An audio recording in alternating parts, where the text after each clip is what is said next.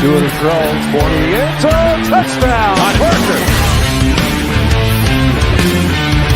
Liftoff by Xavier Howard. Tagovailoa trying to pick up for it. Fires to the end zone. Touchdown!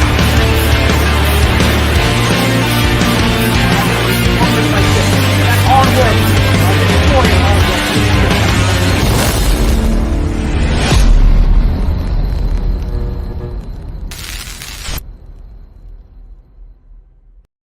What's good, Fin Nation? What's good? Back for another one. Second of the day. How's everyone doing out there? Back here to review. And depending on how long it takes, can open it back up. Continue the conversation we had going earlier. Shout out to everyone already showing up, already showing out in the comments. Appreciate all of you. Rhino, Bernie, Chad, Jeff, Tommy Brinkley, KA all day, King Sick, Isaac, Pyro, Shade, DF, Kieran, Jason, Pyro. What are you doing, homie? Excuse me. Mr. CW Brown, how you doing, homie? I see Sharif's here. How you doing, buddy? Cap for Life, Justin's Pro Football Scouting Analysis. What's good, bro? Man, we already got a bunch of you piling in. KA all day. What it is, homie. Kieran, I think I already shouted you out, but if not, salute. Checking out. How you doing, boy? Omar Brown, Chalk Vanilla Straw, Jason Guzman. How you guys doing tonight? Appreciate all you guys. J Fam, Jay Walsh, Miami Kid Jay Bleezy. Got a lot of good feedback off that Michael Simmons. How you doing? A lot of good feedback. Clemente, how are you? A lot of good feedback off that video that we did earlier today, man. I'm surprised how many people flooded to that, how quickly. So, just based on things transpiring, maybe you'll see some more midday streams happening more often as we move forward here or whatever. First of all, I just want to get into something real quick. I saw that the nonsense is, people just, and this is more towards the Facebook people, I guess, right now. I got to speak to them because I share this on Facebook, and, I do get love on Facebook. There's a lot of good people, but, I'm not grasping, guys. And I know, and this is not towards the people in the comment section, because I think the majority of the people in the comment section know what's up. Our offensive line is not done. Like, here's my thing. I get it, because y'all know I wanted Jalen Waddle or Devontae Smith, or you know what I mean? Like, if we were outside of the top 5. But my thing here too is, guys, what good is having all these weapons if we do get all these weapons if you don't have any time to throw to them? You know what I mean? So here's the thing. If you notice, when Tua is really in that rhythm, when Tua is successful, the ball seems to be getting out in about around 2.3 seconds, give or take. That's usually when he's trying to get the ball out. And, what's wrong with giving him, I look at the next gen stats almost every week with you guys, right? And, we go over the aggression rate. First of all, Tua has one of the highest aggression rates this season. I think he's at like 27 or 28% right now. He's top 5 aggression rate. And again, aggression is a tight window throw. An aggression throw basically means that he's throwing, whether incomplete or complete, to a receiver that has a yard or less of separation. Okay, so that's considered an aggressive tight window throw. And, he does all this stuff, and I'm sitting here and I'm just like, I don't know if you guys saw what PFF said today, but PFF, Tua, okay? Did you know Tua in clean pockets, 10 touchdowns, 0 interceptions this year? shouldn't that be more of a reason to invest in the offensive line and make sure that's right first and foremost? Because I go back to this, and this is not just Panay Sewell. I'd be saying this if it was someone else there, but just Panay or Panay Sewell, however you want to say it. He's just what we need right now. That's all it is. It's, this is, I know I've been banging the table for this kid for 6 or 8 months, but because I knew we'd be in this position. I've been banging the table since the preseason for this guy, since like last draft season, before the draft even happened. I said this was the move, get Wirfs last year and then go get Sewell this year. And it's crazy because that could have worked out. And if we had Wirfs and Panay Sewell, that'd be ridiculous. But I digress. I'm just sitting here and saying, people really think, guys, all I'm sitting here and saying is don't tell on yourselves. And this is again to the Facebook crew a little bit here. Just don't tell on yourselves, man.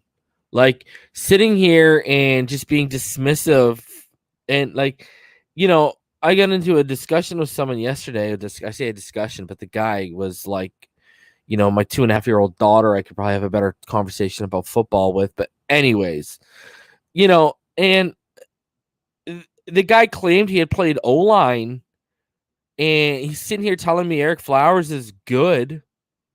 Okay. And this is on Twitter. This guy's sitting here telling me, oh, Eric Flowers, what are you watching? Eric Flowers has been god awful. He's terrible in the run. If you didn't notice the massive improvement on the left side in the run game when Kinley came in, Jesus Lord Almighty. I mean, we're talking like you must be Mr. Magoo when it comes to watching football. And like on top of that, even go back to when he was okay at the beginning of the year. How many reps did Jackson lose because Eric Flowers couldn't handle his man, was driven back on his back heels by his man, and basically had to drive him out wide and into Jackson's hip or into Jackson's side, causing Jackson to disengage his block because he literally couldn't handle what was coming up the middle. Eric Flowers has been on his heels constantly. His anchor is not good at all. He's got a terrible base anchor. Eric Flowers is not good. Like, Jesus Lord Almighty. I mean, we do film studies over here, and I know a lot of you, are always here, and you see it too. But, I heard someone also say, oh, Eric Flowers, he's really good, but he's not worth $10.5 million. He's not worth $10.5 million. Well, they said he's not living up to the $10.5 million. I'm like, what kind of sense does that make? How can you call the guy, he's really good, but he's not worth $10.5 million? Like, what? Oh my God, the offensive line, guys, is not done. And I'll go back to what I said earlier today. Listen, I know a lot of people don't know what to look for. I know a lot of people don't know what to watch. I know a lot of people don't know what terminology means or what this player doing that means in the grand scheme of things, et cetera, et cetera. So that's what ball game try to convey as much as we can with the time allotted on the film studies. Listen, for those of you who don't trust me, and for whatever reason you don't trust me, it must be some personal vendetta, because between the draft and last offseason and how things have turned out, I've been pretty decent with stuff. Trust ball game. Look at ball game. Ball game heard my evaluation, heard my take. He was there on the night we drafted Robert Hunt. On that platform, I was asked to give the draft evaluation of Hunt when we made the pick. I told you the first thing I said was this evaluation is based on him as a guard and him as a tackle, right? And then look at ball game. Ball game is literally now reiterating the same stuff I was saying in my evaluation. And it's not because he's just doing it for the fun of it. It's because that's what he sees too. So, I mean, you want to take what I say for a grain of salt, and then you want to take someone like what ball game's saying, the exact same thing for a grain of salt, then you just don't want to believe what's out there. So the offensive line is not done, guys. And I will say this till I'm blue in the face. And I've been saying this since the preseason. Okay? You give me an elite offensive line. You give me Oakland's line. You give me Indianapolis line. You give me Dallas's line before they start getting injuries and guys started retiring. So like 3 years ago. You give me that. Okay? How many more games where Gaskin gets 89 or early 90 yards? Those games are now 110, 120 yard games. Okay? That will turn an average run game into a good run game. Not a great, not elite, but it can turn it into a good run game, and that's all we need. Right? You get an elite line, Tua's got all the time in the world. What all of a sudden, it's compounded things of why are we saying he needs weapons, guys? We're saying because he needs guys that can separate because guys aren't separating quick enough for him. Quick enough, right? Based off the pressure that's coming that he's constantly battling. So that stuff and it all starts with the offensive line. Elite offensive lines with a franchise quarterback win championships with the type of defense we have. That's what I'm saying here. Like, we can win championships with an elite offensive line. And you know what the great thing about an elite offensive line does too for us guys? Sticking with the draft kind of for a bit. You know what it allows us to do? We can recycle and redraft weapons as long as we keep that offensive line in place. Reason, what do you mean by that? What I mean is, okay, we could have done what the Cowboys weren't smart enough to do. We could have, with that offensive line, you draft a guy like Zeke, obviously not as high, but you draft a guy like Zeke, when that option comes up, and going into that option year, you draft another running back. And you just cycle it, man. You say, you know what? We're not paying you $15 million. We've got an offensive line that can make a 700 to 800 yard rusher on any team, 1,000 yard rusher. Why am I going to pay a guy who could, be 1,000, 1,200 yard rusher on another team, but under my line, he got 1,400 yards because my line is that big of a difference? Why would I, it just doesn't make sense. Same thing with receivers. All of a sudden, you don't have to worry about all this capital for receivers because if Tua has time and the quarterback has time, all you need are guys that can separate. And we want a guy in the first round. All of us do. But you can find those guys later on like we did in the mock draft earlier, right? So you can find separators all over. So what I'm sitting here and saying is you're seeing the results of Brian Flores getting the secondary right. What do I always tell you guys? One of the few things I agree with PFF, by their grading system, they say, okay, not me, they say the two most important positions on the field, quarterback and cornerback. Okay? Now, whether that's true or not, I mean, anyone can debate anything. I mean, that's all just basically subjective, right? That's opinion. You can't really put that into an analytical fact if you really want to get down to the semantics of the situation. But all I'm sitting here and saying, guys, you get that offensive line right. You've got your quarterback. You get your offensive line right. Everything else will fall into place, man. Everything else will fall into place. Because let me say this. If Tua has an elite offensive line and you see him have to move up and move out, how far down is the coverage? Because, I mean, he's got time. But anyways, I didn't finish my thought earlier. I look at the next-gen stats. Guys, I see like Baker Mayfield, Josh Allen. Their average time to throw is like over 3 seconds. Like 3.01 seconds. Why can't we have that? Why can't the Miami Dolphins have that? Listen, go back to the fortress we built in front of Dan Marino in the 90s. You got to do it again. You know what I mean? You have to do it again. Games are literally won and lost in the trenches. Literally. All right? And I showed you, and I'll show them again tonight, but I showed you the extrapolated numbers over 14 games between Fitz and Chan-Gailey's offense and Tua and Chan-Gailey's offense, and the sack total was there. Now, I know Kevin, God bless him, in his thread said that this means, it tells me statistically that he's holding the ball too long, but does it? Because you guys saw, you have to watch the games, right? Only Dolphin fans would know.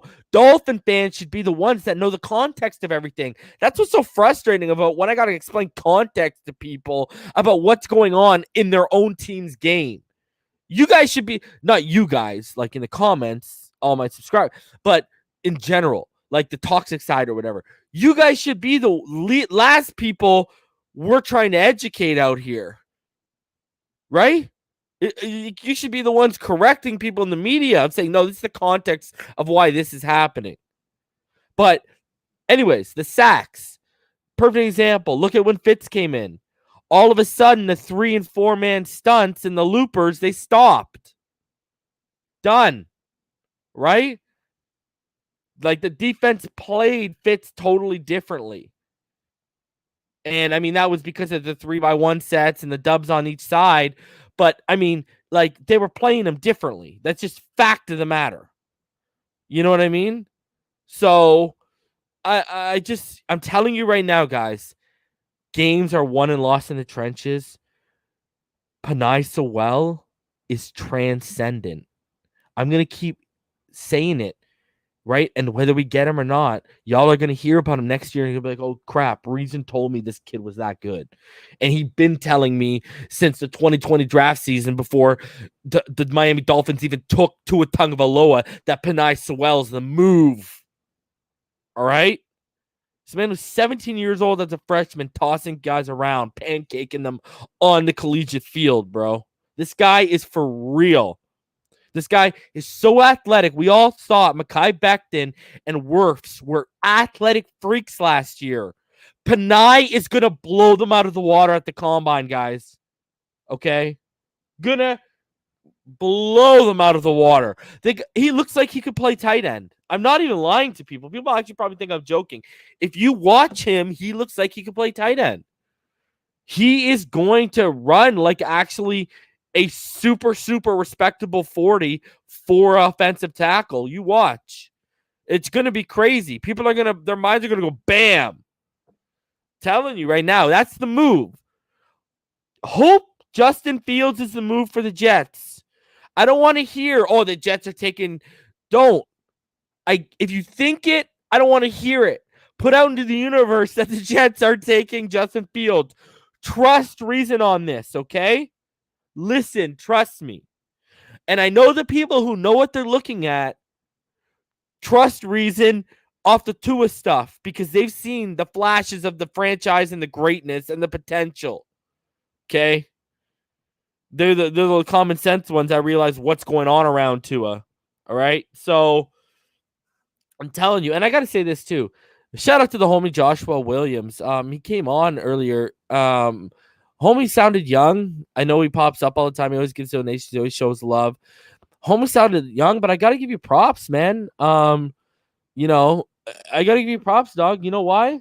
Because it sounds like you do the research, you put in the time, and when you came up here, you knew what you were talking about, man. And I like to hear that, dude. So, especially from a young mind, dog.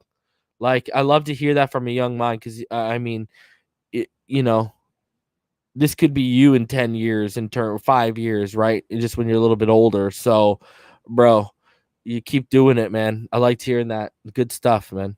Good stuff. Yes, Tua is the guy, Tyrone. I think this is hilarious.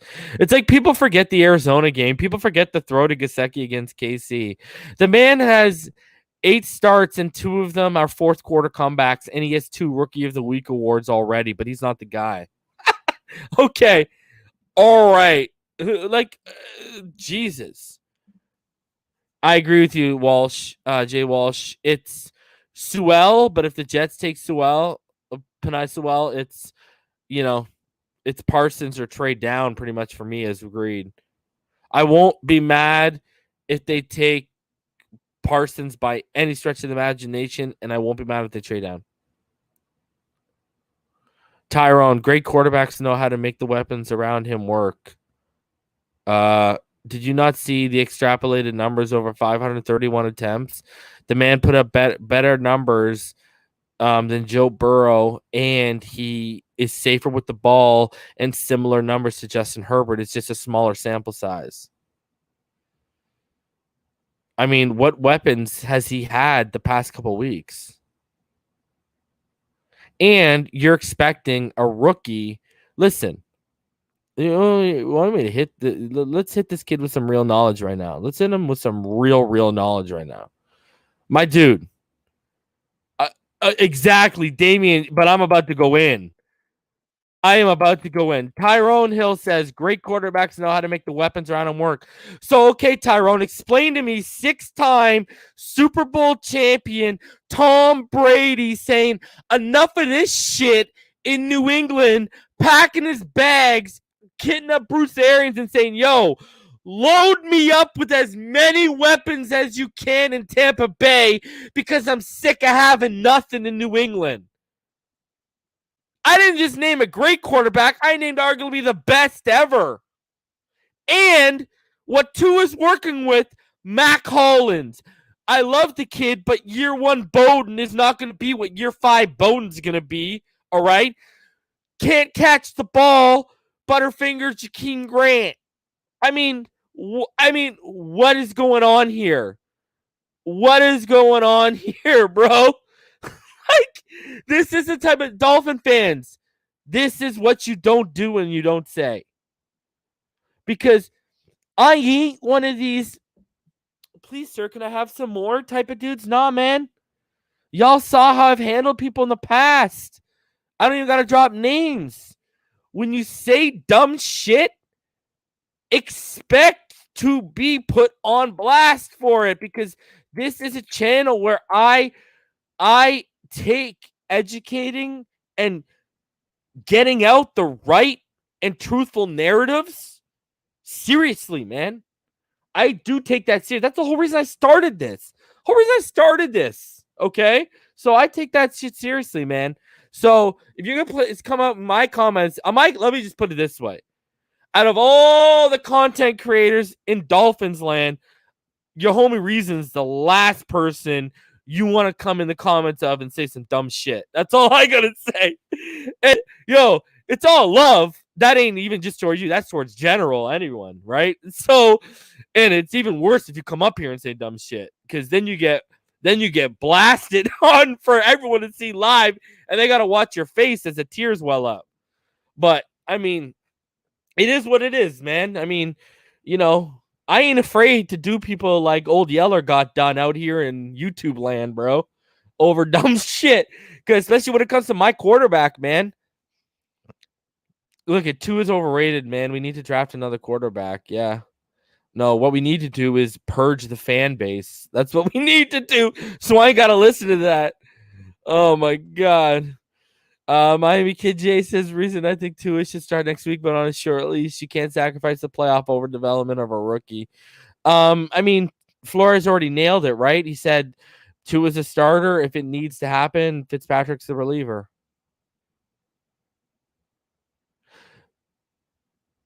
Oh, well, Jason, he says if Fitz can do it with our current weapons and Tua can as well, he just needs to develop. That's all. Yeah, that's the key word, develop.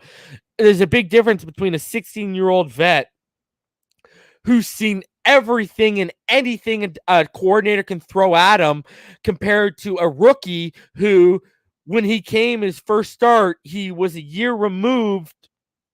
He was a year removed from what?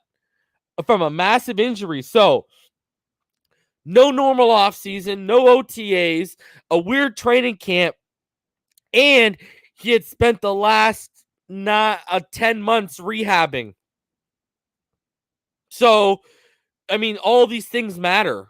People don't realize, like, it's one thing if you have it, like, it's going to be one thing for guys out here who, like a Jamar Chase or whatever the case, who they haven't played in a year, but they're not hurt. And they're training right now, right? Like, they're still working out and preparing themselves for the NFL draft.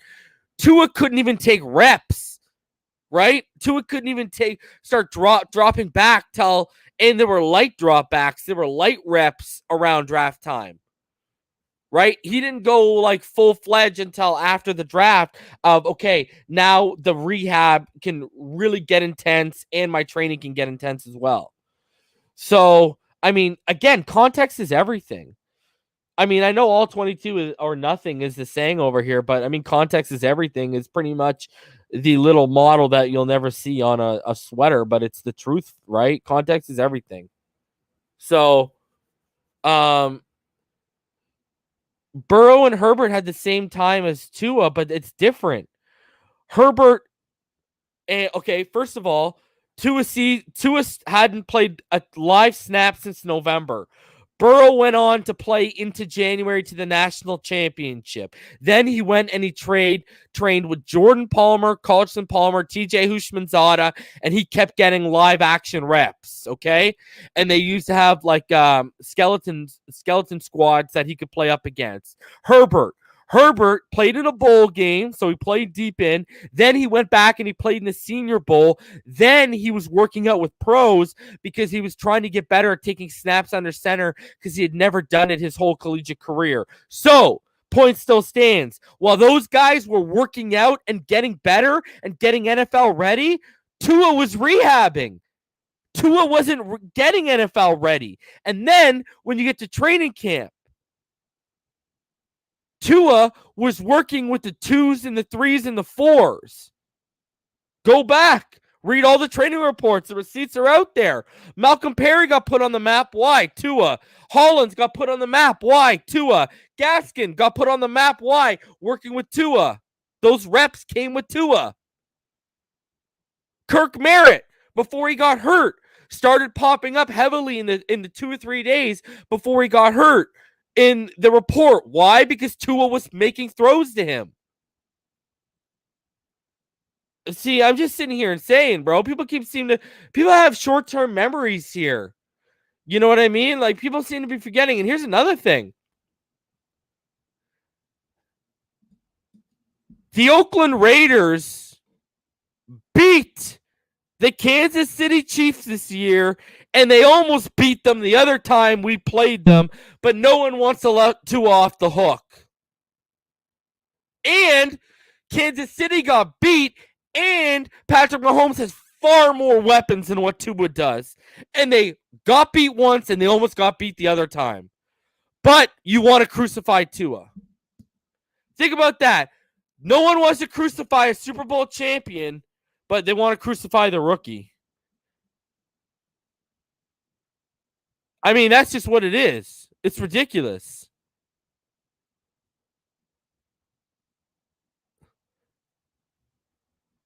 Look at this. Do you not?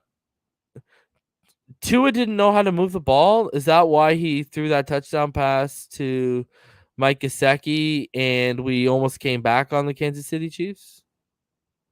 I mean, Tua literally almost beat Kansas City. And you're saying he couldn't move the ball. Like, do you realize, like, guys, I hate to be the one, but, like, I don't even want to see it right now. I'm too tired. Rhino, Ixnay on the Tyron A. Like, Jesus. Oh, Damien, is Allen struggling? Beautiful, baby. Please, baby. I need shout out to Infinite Trauma. I got, oh man, but Allen's struggling, you said. Damn. All right, Allen can struggle, but I need Bass to pop off, and I need Diggs to when he's not struggling to get something, and then I need Patriots to put up points. Yeah, I know. Like, look at this. 40 ways. Tua had 316 yards and 3 touchdowns. Yeah, but he doesn't know how to move the ball. I mean, you figure it out, bro. This is the stuff you have to, like, sometimes some of you should thank God you're only the people in the comment section. Because I don't even just get this on YouTube. I get it on Facebook and Twitter. And holy, bro. Like, the 5%, it's like the opposite of the 5% Nation of Islam, right? You know what I mean? You got the 85%, right? and then the 10% and the 5%. Well, it's the complete opposite, right? It's 85% out here understand what's going on, which is the opposite of the 5% of the Nation of Islam, if you understand the thing, right? 10%, I guess that would be the same. They understand what's going on, but they're just haters, so they just do what they do. And then you got the 5% out here where they're so freaking oblivious, you might as well tell them the sky's purple, bro, and they'll believe you. So, I mean, it is what it is, man. So, all right, let's get into a couple things here. First thing, I just wanted to say to you guys, I guess I should bring it up just for context, I guess, while we're on the subject right now. And I'll be having Kevin on real soon. Just figuring out the logistics. It's going to look like it's going to be a Friday show. What's happening right now, guys, is it looks like I'm going to be trying to get Sorty and Houts. The three of us are talking about whether it's going to work, if he can, if they can come on and we can preview the game on Friday for you guys, the three of us. If they can't, I might bring Kevin in on that. If they do, then I'll bring Kevin in on maybe to preview, knock on wood, the playoffs if we get there. But let's just go over this earlier because, I mean, some of you were here earlier, some of you weren't. So I thought this was pretty interesting. I know a lot of people when they're up here thought it was pretty interesting. So, guys, I'm just going to ask you real simple in the comment section. Do you want QBA or do you want QBB? And if you see right here, QBA 295 completions, over 494 attempts. That's 500. That's a 59.32 completion percentage, 3,369 yards, 23 touchdowns, 16 interceptions, and 23 sacks.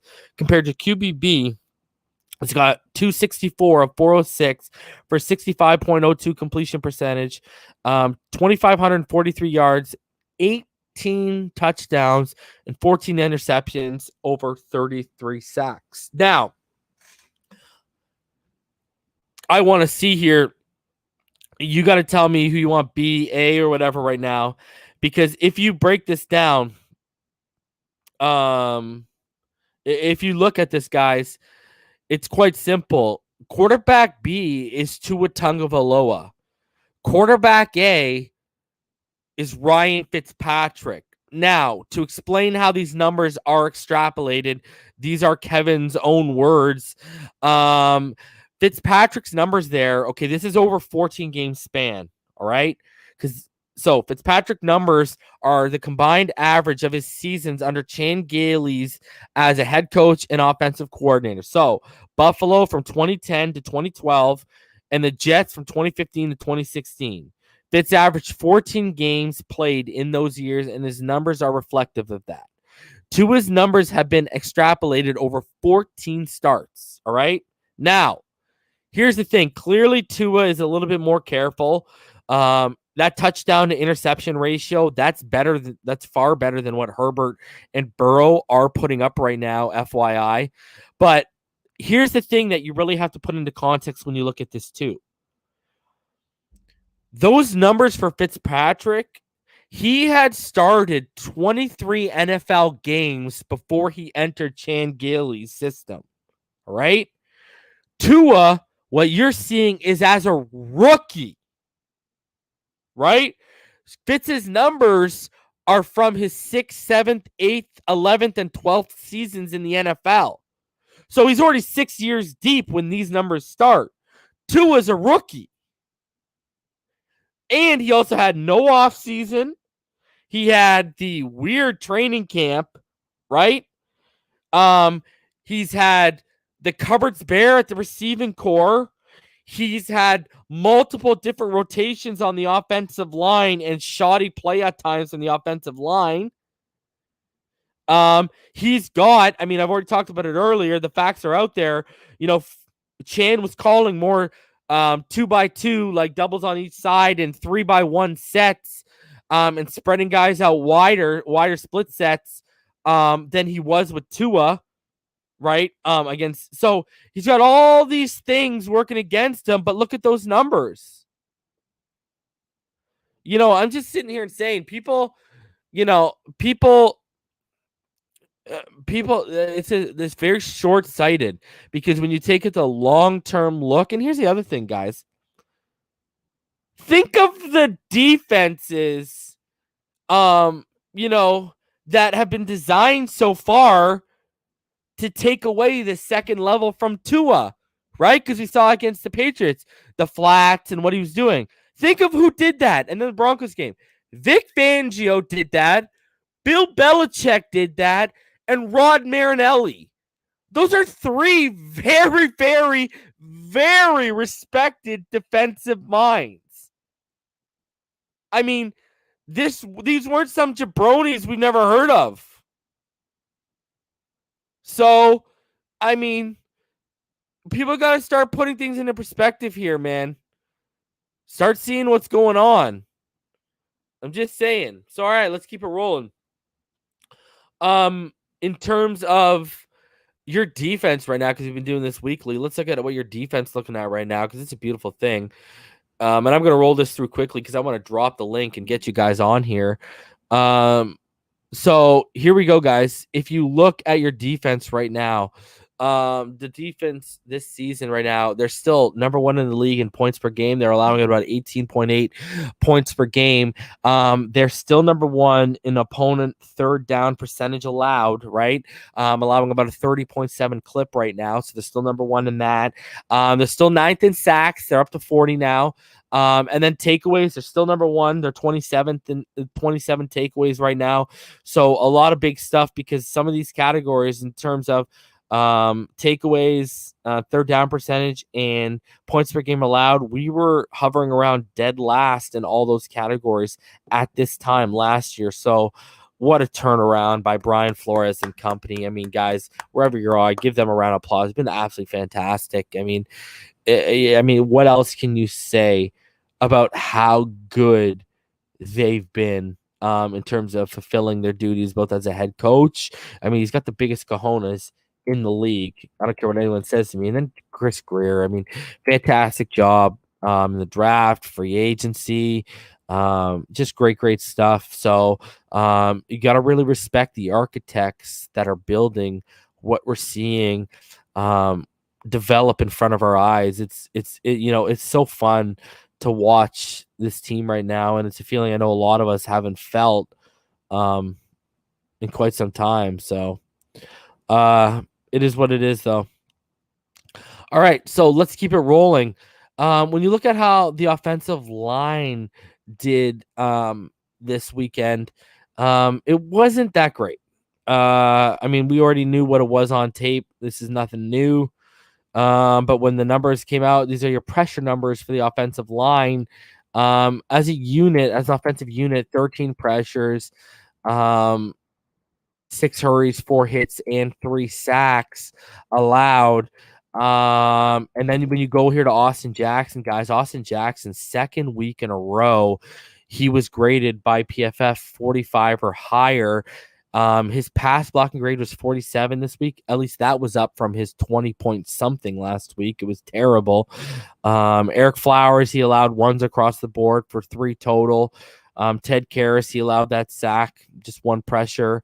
Tua Tagovailoa, they credited a sack, a hit, and 2 pressures to him. So Austin Jackson, back to his usual. He allowed 2 pressures, 2 hurries. So and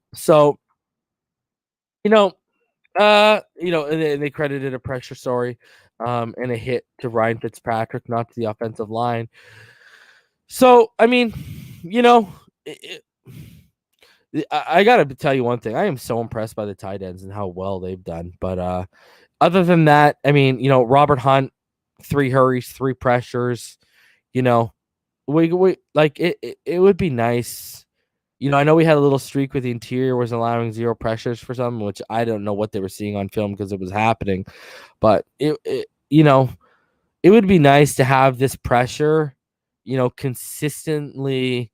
I mean, because here's the thing. If you mark this over, and I know guys are saying, oh, well, in recent weeks, I've seen it as high as 21, 23, 18. Oh, this is improvement. Well, no, it's not, because over a 16-game span, about to be 17 because they approved the extra game. That's a lot of pressure, and those are a lot of sacks.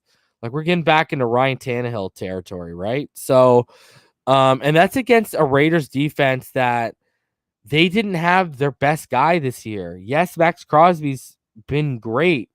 Yes, Carl Nassib's been great, but Cleveland Farrell's actually seeming to find his footing and making up for where they drafted him, and he was out. So you can only wonder how much worse it could have actually been. I mean, that's it. So, um, you know, Austin Jackson, this is why you're telling me we don't need Panay Sewell, guys.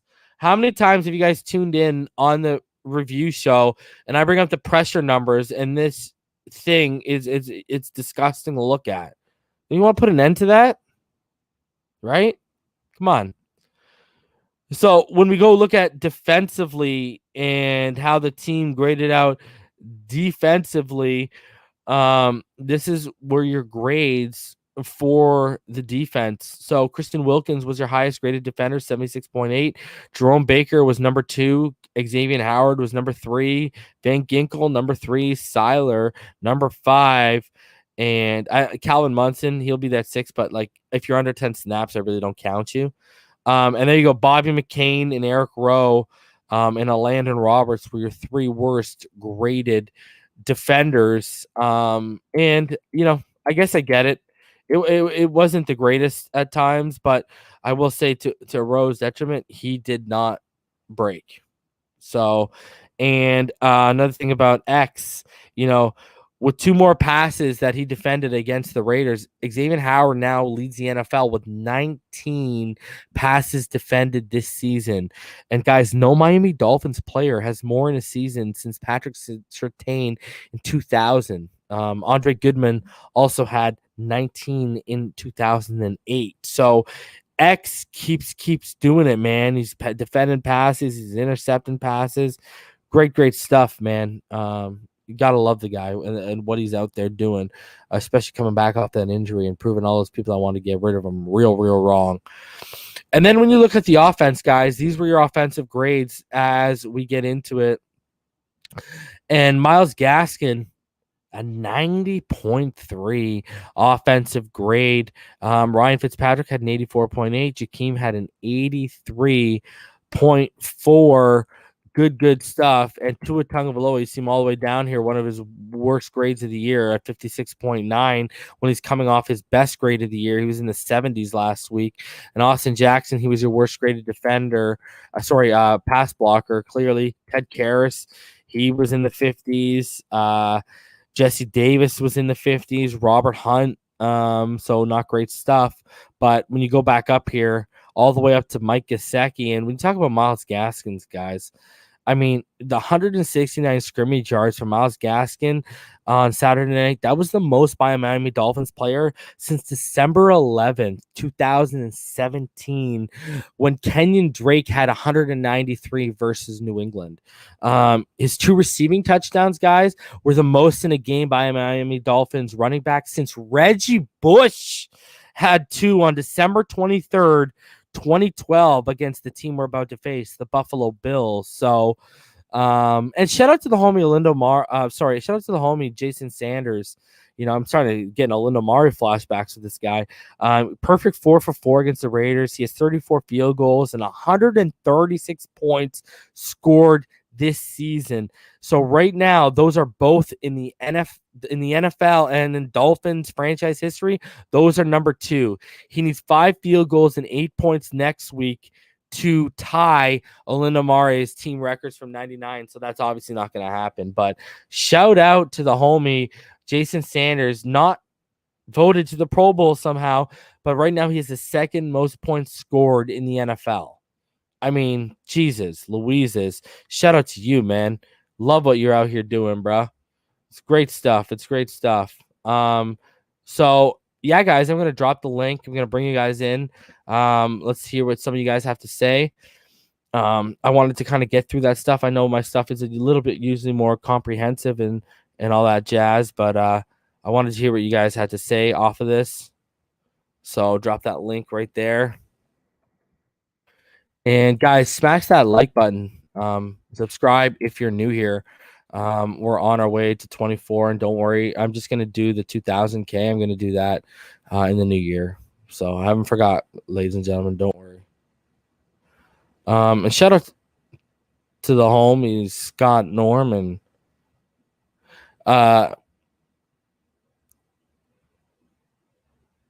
With the $4.99 donation, he says a playoff win would change the public narrative instantly. Who was the best matchup for the Finns? Ryan, how you doing, buddy? Hey, good. How you doing? So I personally think the best matchup for them are the Pittsburgh Steelers. I don't want Tennessee, and it's not because of Tannehill. It's because I don't want that running game, just like I don't want the Browns because I don't want that running game. There's a lot, it's looking like it's going to be – we're going to have to deal with a real running game in the first round, it looks like right now. I mean, there's just no way around it right now. It looks like it's either going to be the Colts, the Titans, unless we lose this weekend and we fall to 7. It's going to be, and if we stay in the middle of where we are right now, it's going to be the Colts, the Titans, the Browns, or who's the other one, Rhino? The Colts, the Titans, Browns, the Browns, and the Ravens. Yes. So, I mean, those are serious run games. And call me crazy, I'll take the Ravens.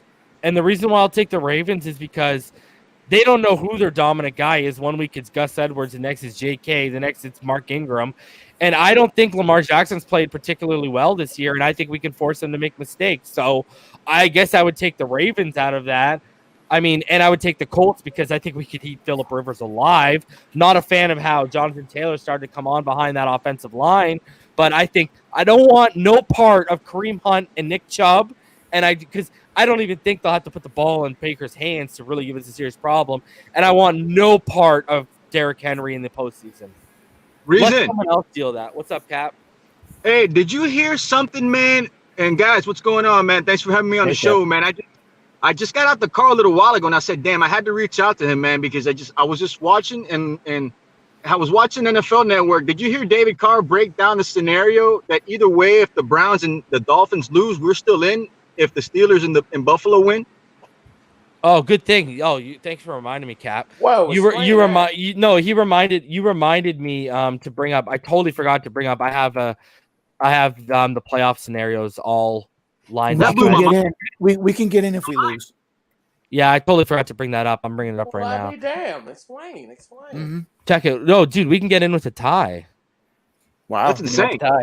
I want to win though, but explain. Oh, I know. I'm just saying we can get in with a tie. So thanks for reminding me, Cap, because I totally forgot about that because I was just trying to get through. Monday night game, guys. Here you go. This is Miami clinches a playoff berth with any one of these eight ways. Wow. Cleveland, Indian, Miami. Have you ever heard it? This year finally in our favor. Bonkers. This year's been crazy. So Ravens, Cleveland, and Indianapolis. We need to be rooting against them. Yep. Okay. Steelers play at Cleveland. Baltimore. One of them is playing Texas, right?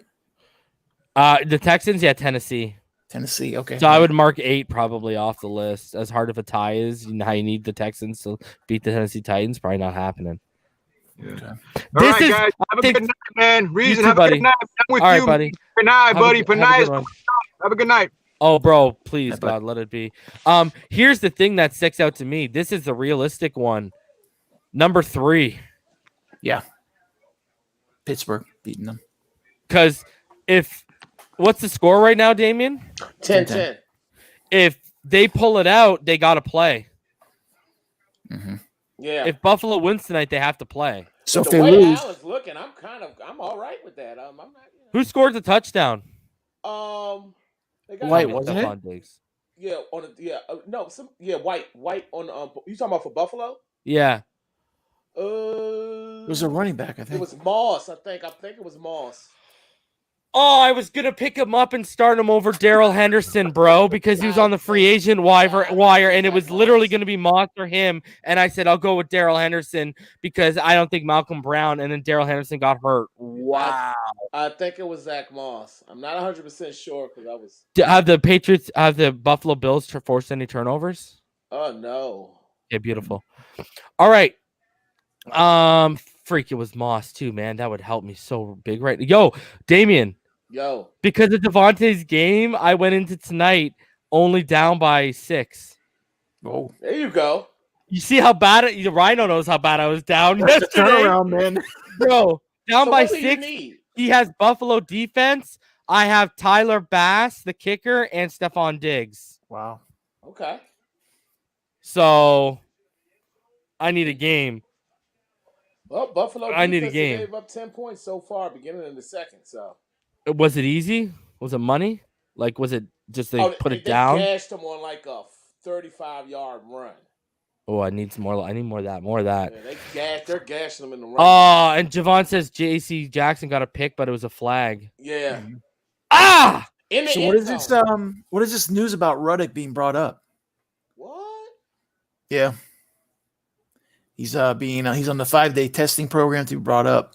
That's what someone was saying, and they linked it off of Twitter. Yeah, So I was cooking dinner. I didn't catch that. I was cooking on YouTube. I mean, it's like, why would they do that? The only thing I could think of that isn't bad is that they're thinking they're going to be in the playoffs, and they need to get him ready to be in a position to replace someone if the injury happens during the playoffs. That's the only thing I can think of. That's logical too. Okay, so yeah, here it is. All right, here we go. Check this out. So this is from an hour ago, right? Yeah, very quick. Oh no, I'm looking at Aaron Wilson. Oh my bad. I'll bring that up in a sec. But here's from Aaron Wilson. This is the guy who's usually good for workouts and tryouts. And he said NFL visits and workout, including JJ Nelson, Bills, and it was Jake Ruddock, the Dolphins. So here, let me open this up because this is probably, yeah, I can. Okay, good. I can zoom in. All right, so peeps it. So we will tell the exact date. Yeah, so there you go. Jake Ruddock, Michigan visit. He had a visit. Well, It wasn't even a workout. It was a visit. So yeah, that would make sense. If it's a visit, if it's a workout, they're trying like, what did Barry say? He doesn't say anything except for the fact the Dolphins don't have to disclose. I put it in the chat. If you, I'll put it in our StreamYard so you can link it. Hold on. If you want to click on that reason, show everyone. But basically, the Dolphins are not obligated to say whether there was an injury for Fitzpatrick or Tua. They don't have to say until, I guess, Wednesday. If there is one. There you go. For at least the third time this year, Dolphins summoned Jake Ruddock to be in process of 5 COVID tests over 5 days. Team is not obligated to disclose if there's an injury to Tua or Fitz until Wednesday. Yeah.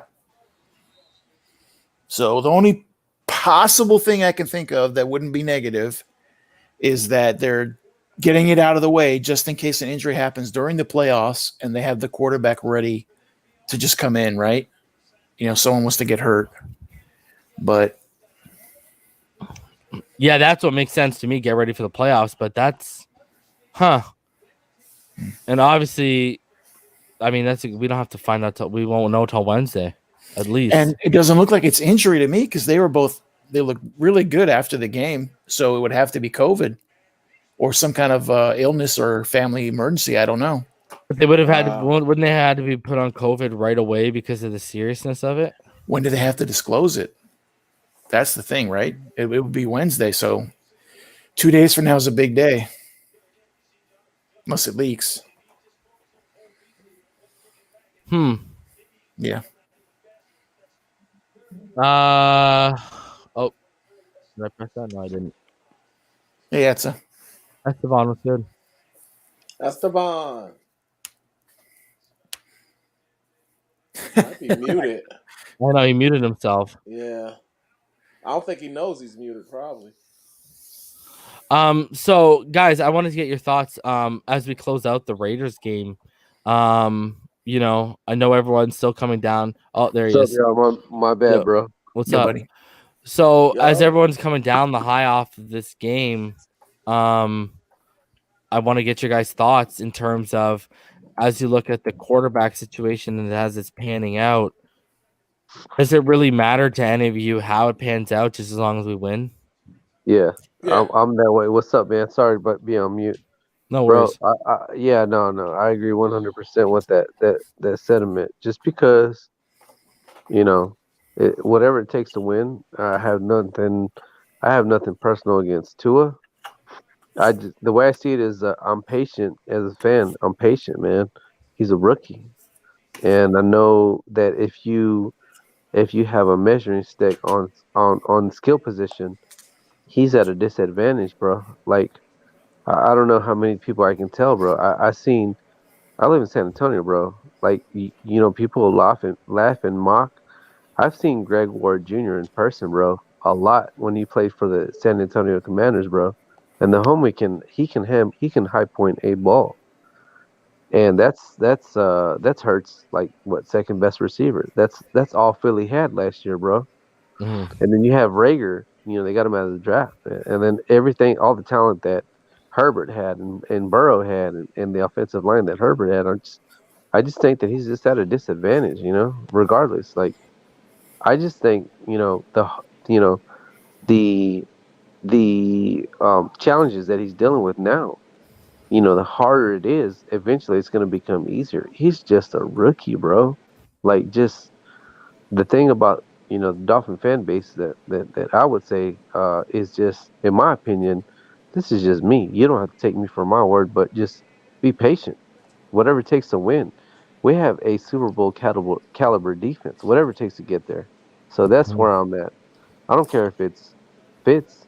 I don't care if it's Tua. It's nothing personal, man. It's just whatever it takes to win. That's it. I contend that Flo is happy. I think it's going exactly how he wants. I don't think he has Yeah. any issues with it. If he did, he would change it.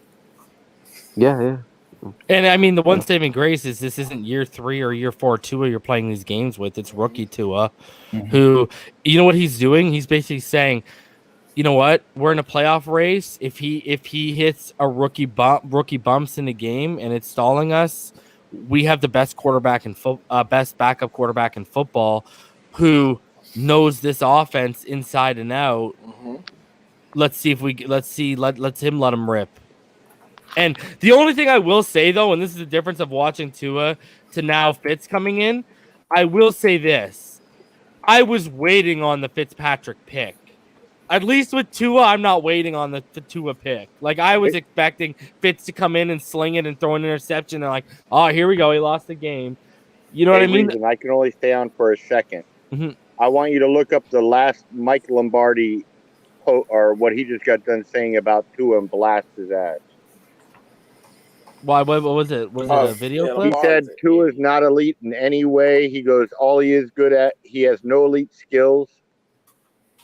No, oh my God, he just blasted him on the Joe Rose show today, I guess.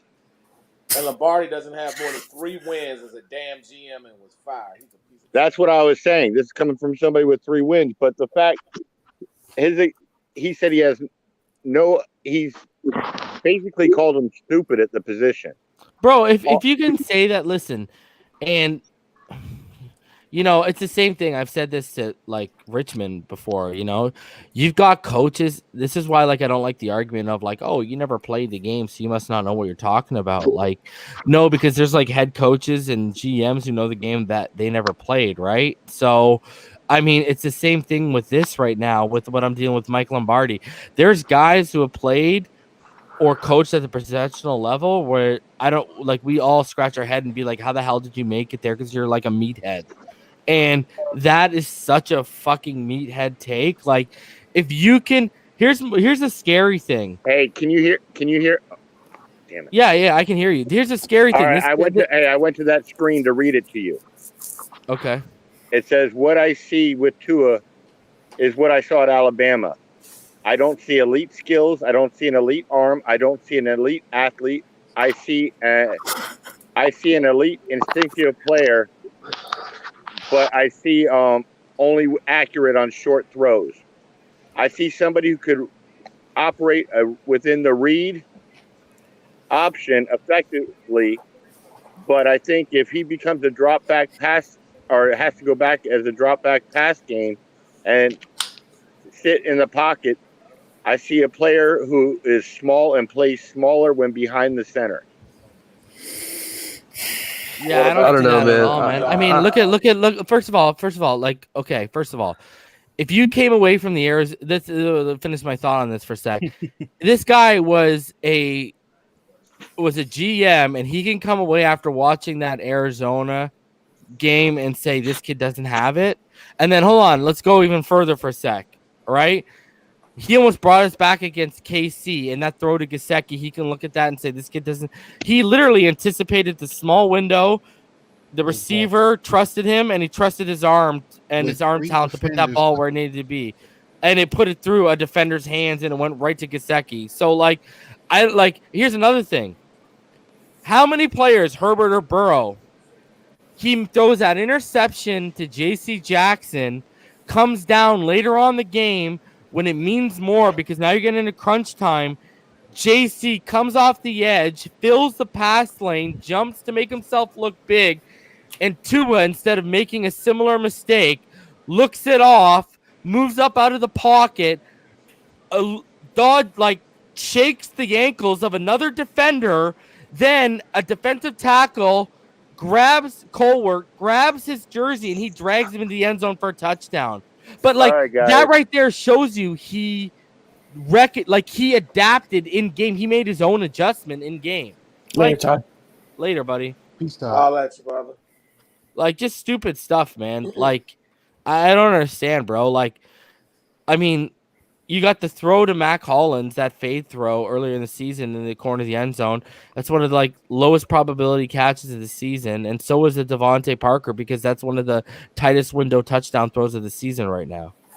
I think I'll be honest, man. Every throw that He's just tentative.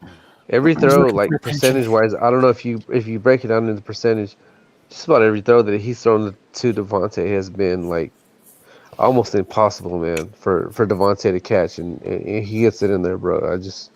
I don't see how people don't see that, man. I mean, I didn't play the position, but like it's unreal, bro. I mean, he's just a rookie, man. Just like I said, man, this is why I leave this season with Tua, man. It's going to be hard. It's not going to be easy, but the harder the looks are for this dude, the easier it's going to get eventually for this guy. And when that starts to just become a regular for this dude, he's going to sky's the limit, bro. I mean, we got the 3rd pick in the draft. I mean, you want to go all-line? You want to get him more time? I mean, he's gonna take you apart because all I see is that he's a perfectionist. He really wants to make sure that he's making the right read. Yeah, it doesn't make a mistake. Why can you hate on that? Yeah. Like I don't get it, man. I don't. What's everybody else watching, bro? Yeah. Like I got a rookie that doesn't want to turn the ball over. What a terrible thing. That's it, man. That's it. He's a perfectionist, bro. He's willing to stay in, even with all the injuries. You know, Flo pulled him from the last game, bro. He got rolled by Hankins. You know, a big defensive tackle, bro. Mm-hmm. Like, I mean, go back and watch the game. The dude is huge, bro. Like, he understands. This guy is a rookie. He's a perfectionist. He wants to make the right read. He just got rolled by a professional defensive tackle that season that's been doing this for a long time. That's what I saw, bro. That's what Flo sees, man. It's not that the kid doesn't have the talent. He has the talent. And Flo's telling everybody, but nobody will listen, bro. That's the point. Everybody wants to make up their own story about this kid, bro. And he's just a rookie, man. That's the fact that, I mean, in a nutshell, bro, like, I just leave it at this because I'm tired of it, man. He's a rookie, man. If you don't understand that, you don't have the patience for it. You don't understand championship mentality, bro. And that's all there is to it, man. But let me go ahead. Well, I was gonna say, add on to what he was trying to say. Actions speak louder than words. When you bench them, people are gonna take it the wrong. Even if Flo, meant well by benching him during the game, people are gonna look at that and create their own narrative and make it negative.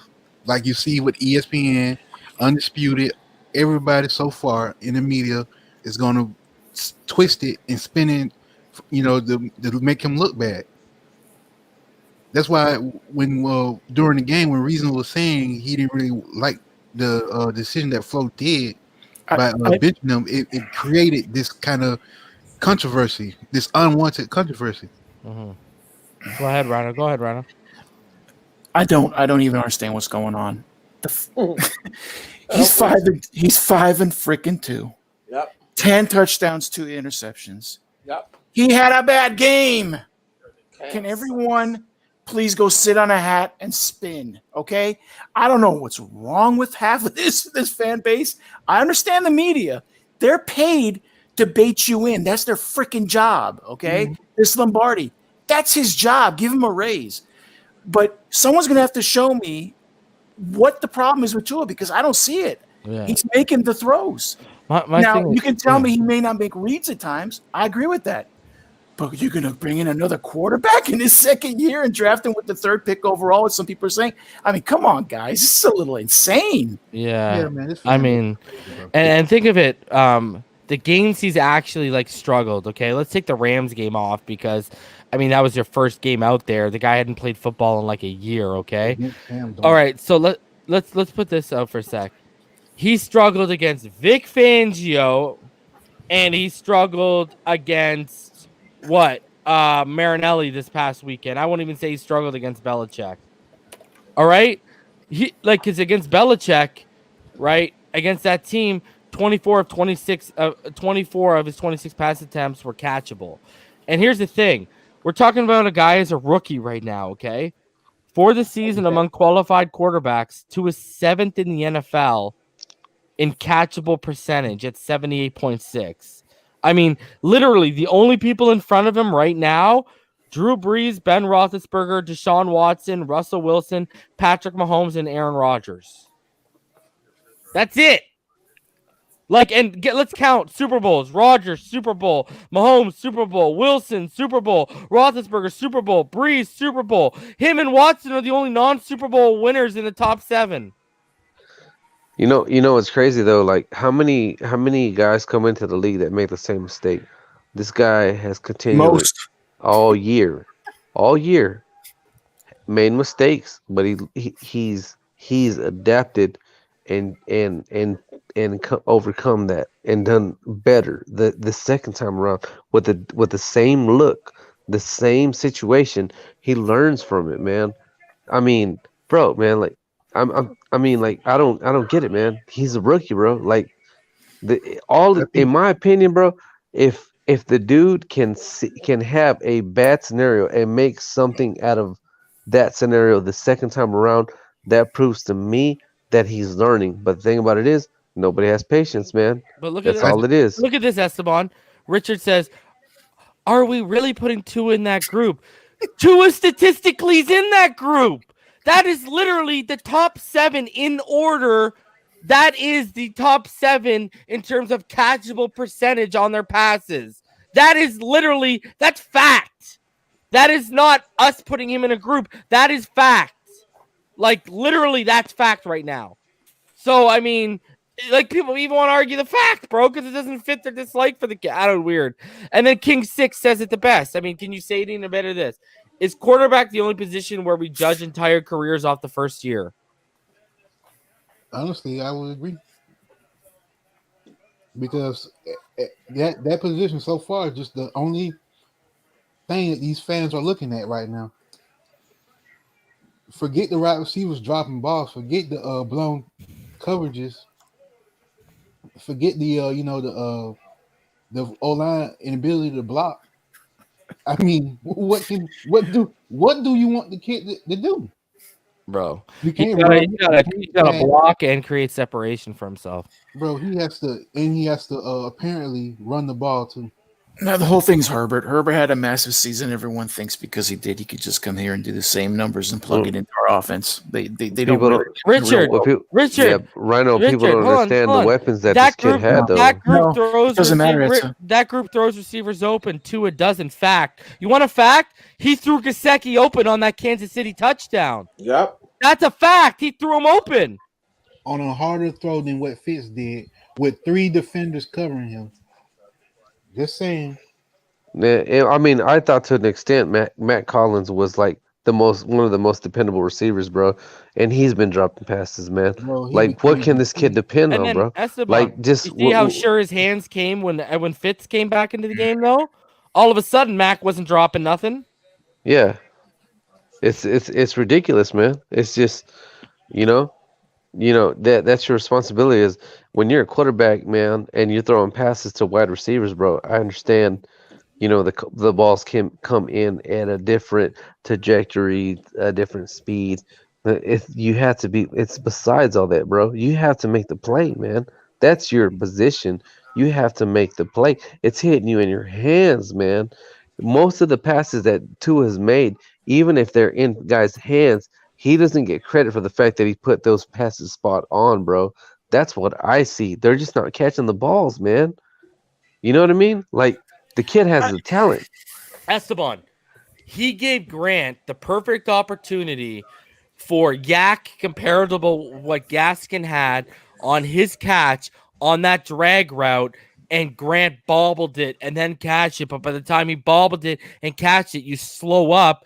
He lost the edge and couldn't take it to the house, bro. And that ball was like perfectly in stride. Like, And you're not gonna hear about that on ESPN and all these like major media outlets, bro. I was pounding the floor because I knew, dude, if that was not a touchdown, bro, they were gonna catch him maybe somewhere inside 5 yards from the goal line, bro. It was that big of a reception, man. At that point, man, if he would have just caught the damn ball without bobbling it, I saw it, man. I was just like, man, I couldn't believe it, bro. That play would have just made Tua look so.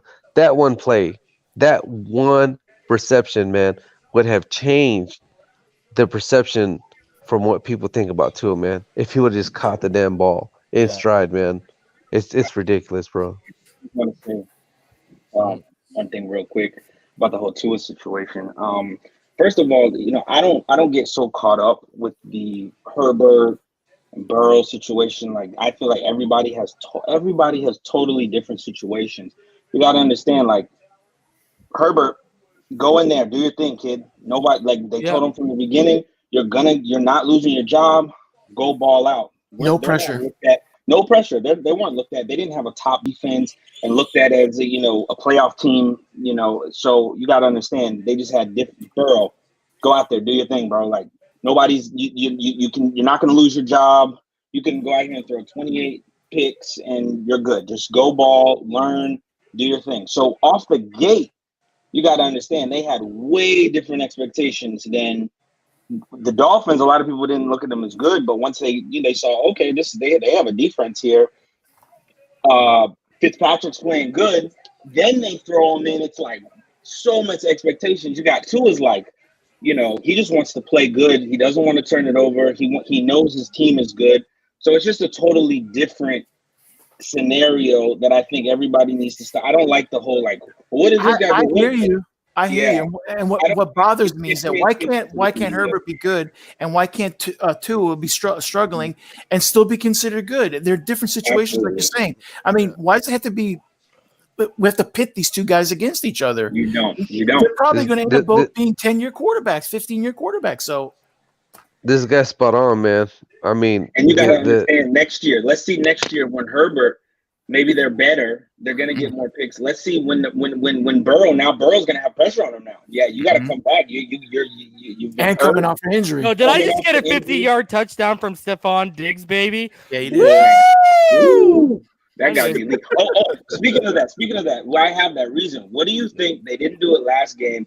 X hasn't done it all year. What do you think about shadowing that guy? About Diggs? Yeah, Diggs following him.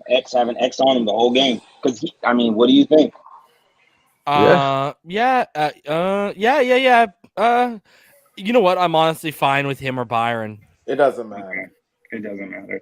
But I get what you're saying with X, because there's going to be more opportunity. You see what I'm saying? He's having such an elite year. He's locking it. Yo, Isaiah, how long have you been watching this channel?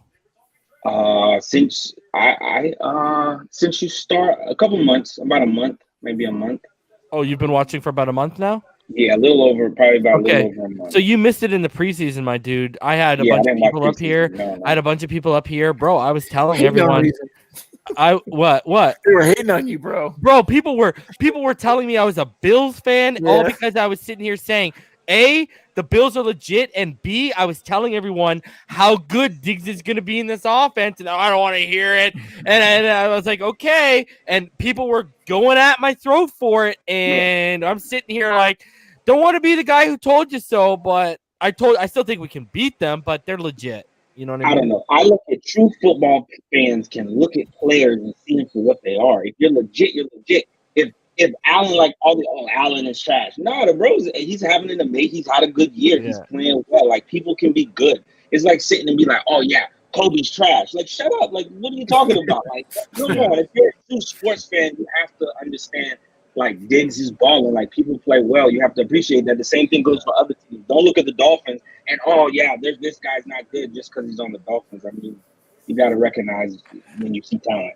No, I agree. Just like I've been Damien's probably heard this, and Pyro, because I think, and Esteban, they've been around the longest.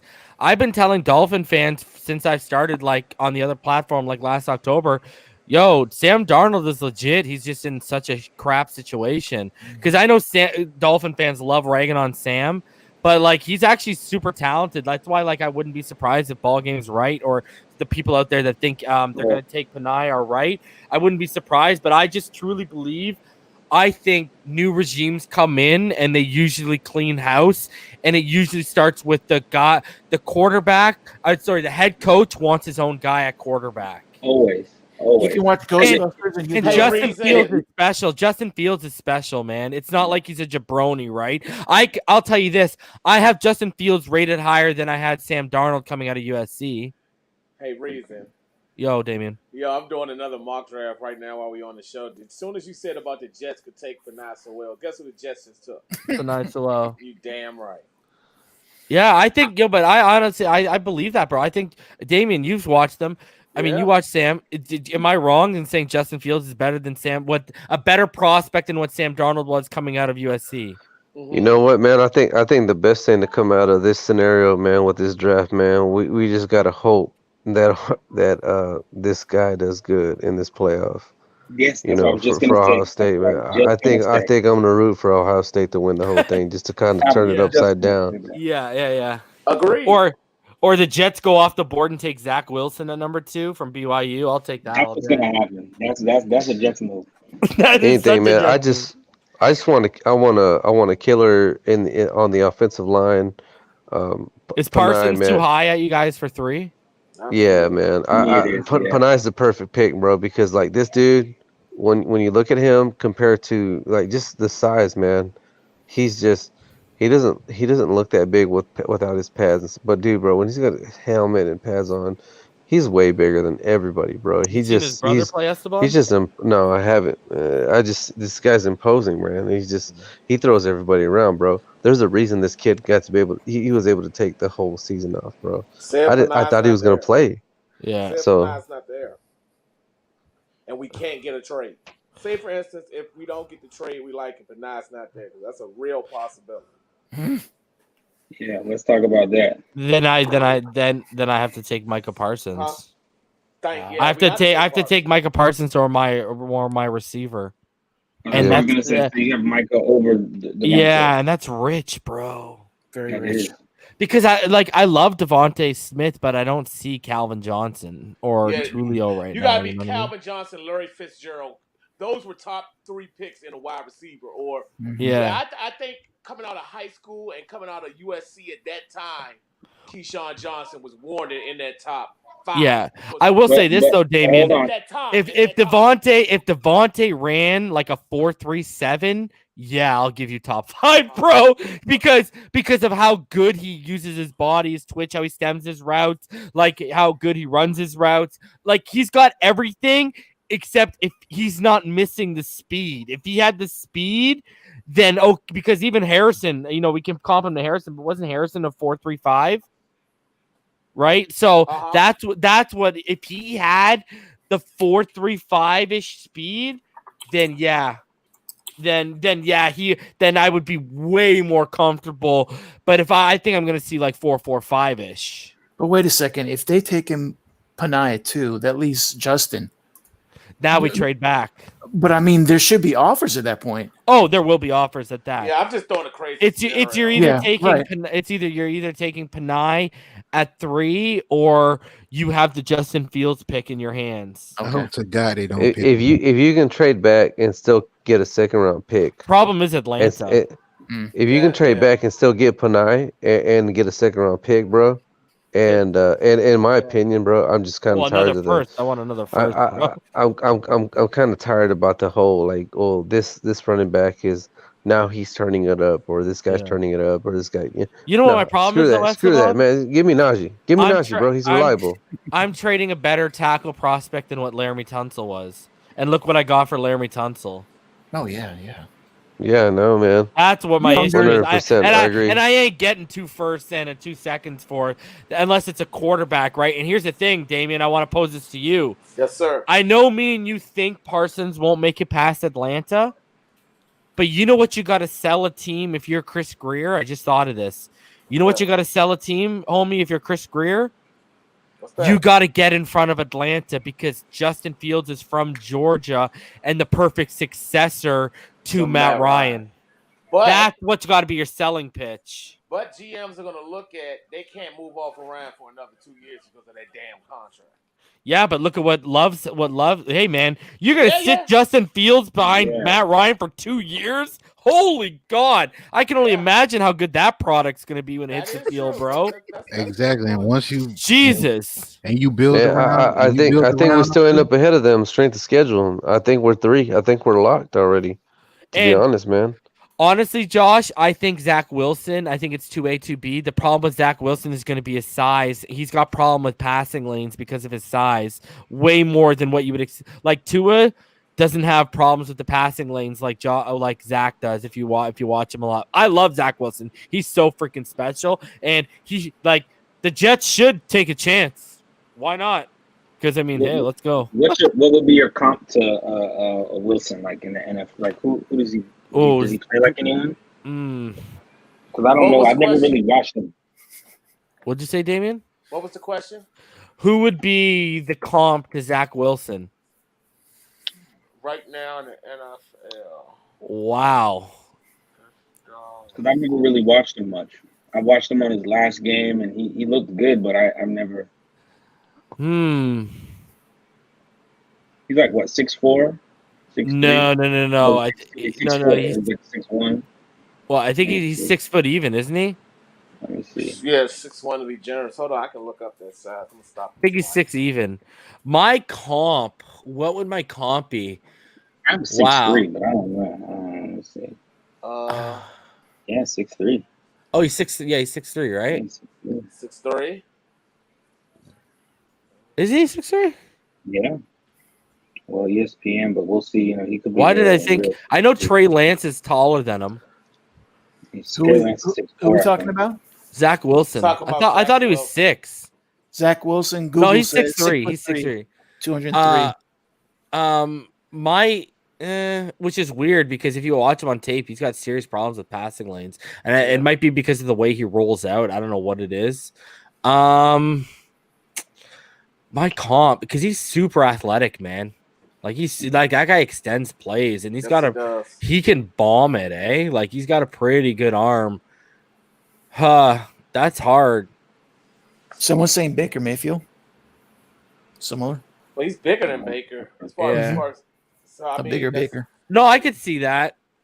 Yeah, because he's similar. Like, you know what's popping into my mind? And he's taller than him, but if Johnny Manziel was actually really good. You know what I mean? That's why Johnny Manziel's the worst comp. But you remember how good Johnny Manziel was at Texas A&M? A good Johnny Manziel. You know what I mean? Like, if Johnny Manziel was actually good, like, that's basically Zach Wilson. And which is basically, that's pretty much Baker Mayfield too, I guess. Yeah. But yeah, I guess Baker is an okay comparison. I'm just trying to think of someone who, like, because Russell Wilson pops up, but he's not as accurate as Russell is. And obviously, if you guys saw that's what I was going to say. If you saw, Russell. If you saw, what? Say who again? I was Big going to Ben? say Russell the accuracy. Yeah, the Russell, but minus the accuracy. But if you watch the Gold Coast game, he don't got the clutch DNA like Russell either, right? No. This guy in the comments says, I think Trask will be a QB rising in the next few months. Yeah, Trask could be a top Trask 15 pick. Imagine if he did. and That means Mac 6 quarterbacks could go. 6 and quarterbacks. Mac in the Jones first round. and Yeah, Mac Mac Jones. Jones is going to go in that's the 6 first quarterbacks. That makes 6 in the Yeah. first round.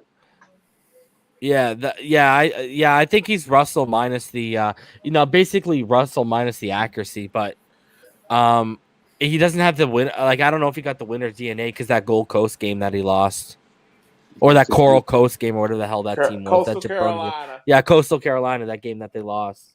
They say Drew Lock. They say Drew Lock. Well, actually, he's played really. I think he's more athletic than Drew Lock.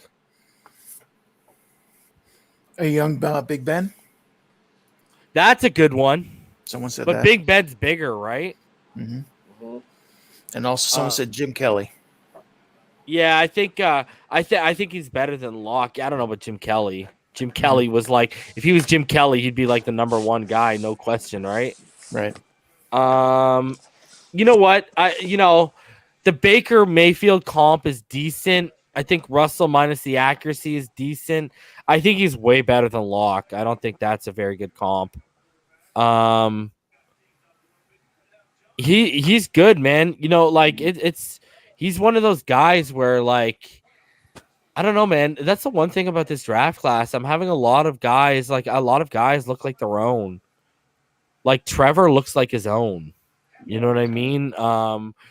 Justin Fields, my comp with him is basically a less athletic, less speedy Lamar Jackson if he could throw a football, like if he was accurate and could throw a football like good, right? I got to be honest, man, about Justin Fields. Like, he looks good, but his release just looks slow to me. It's not like Tua release like fast.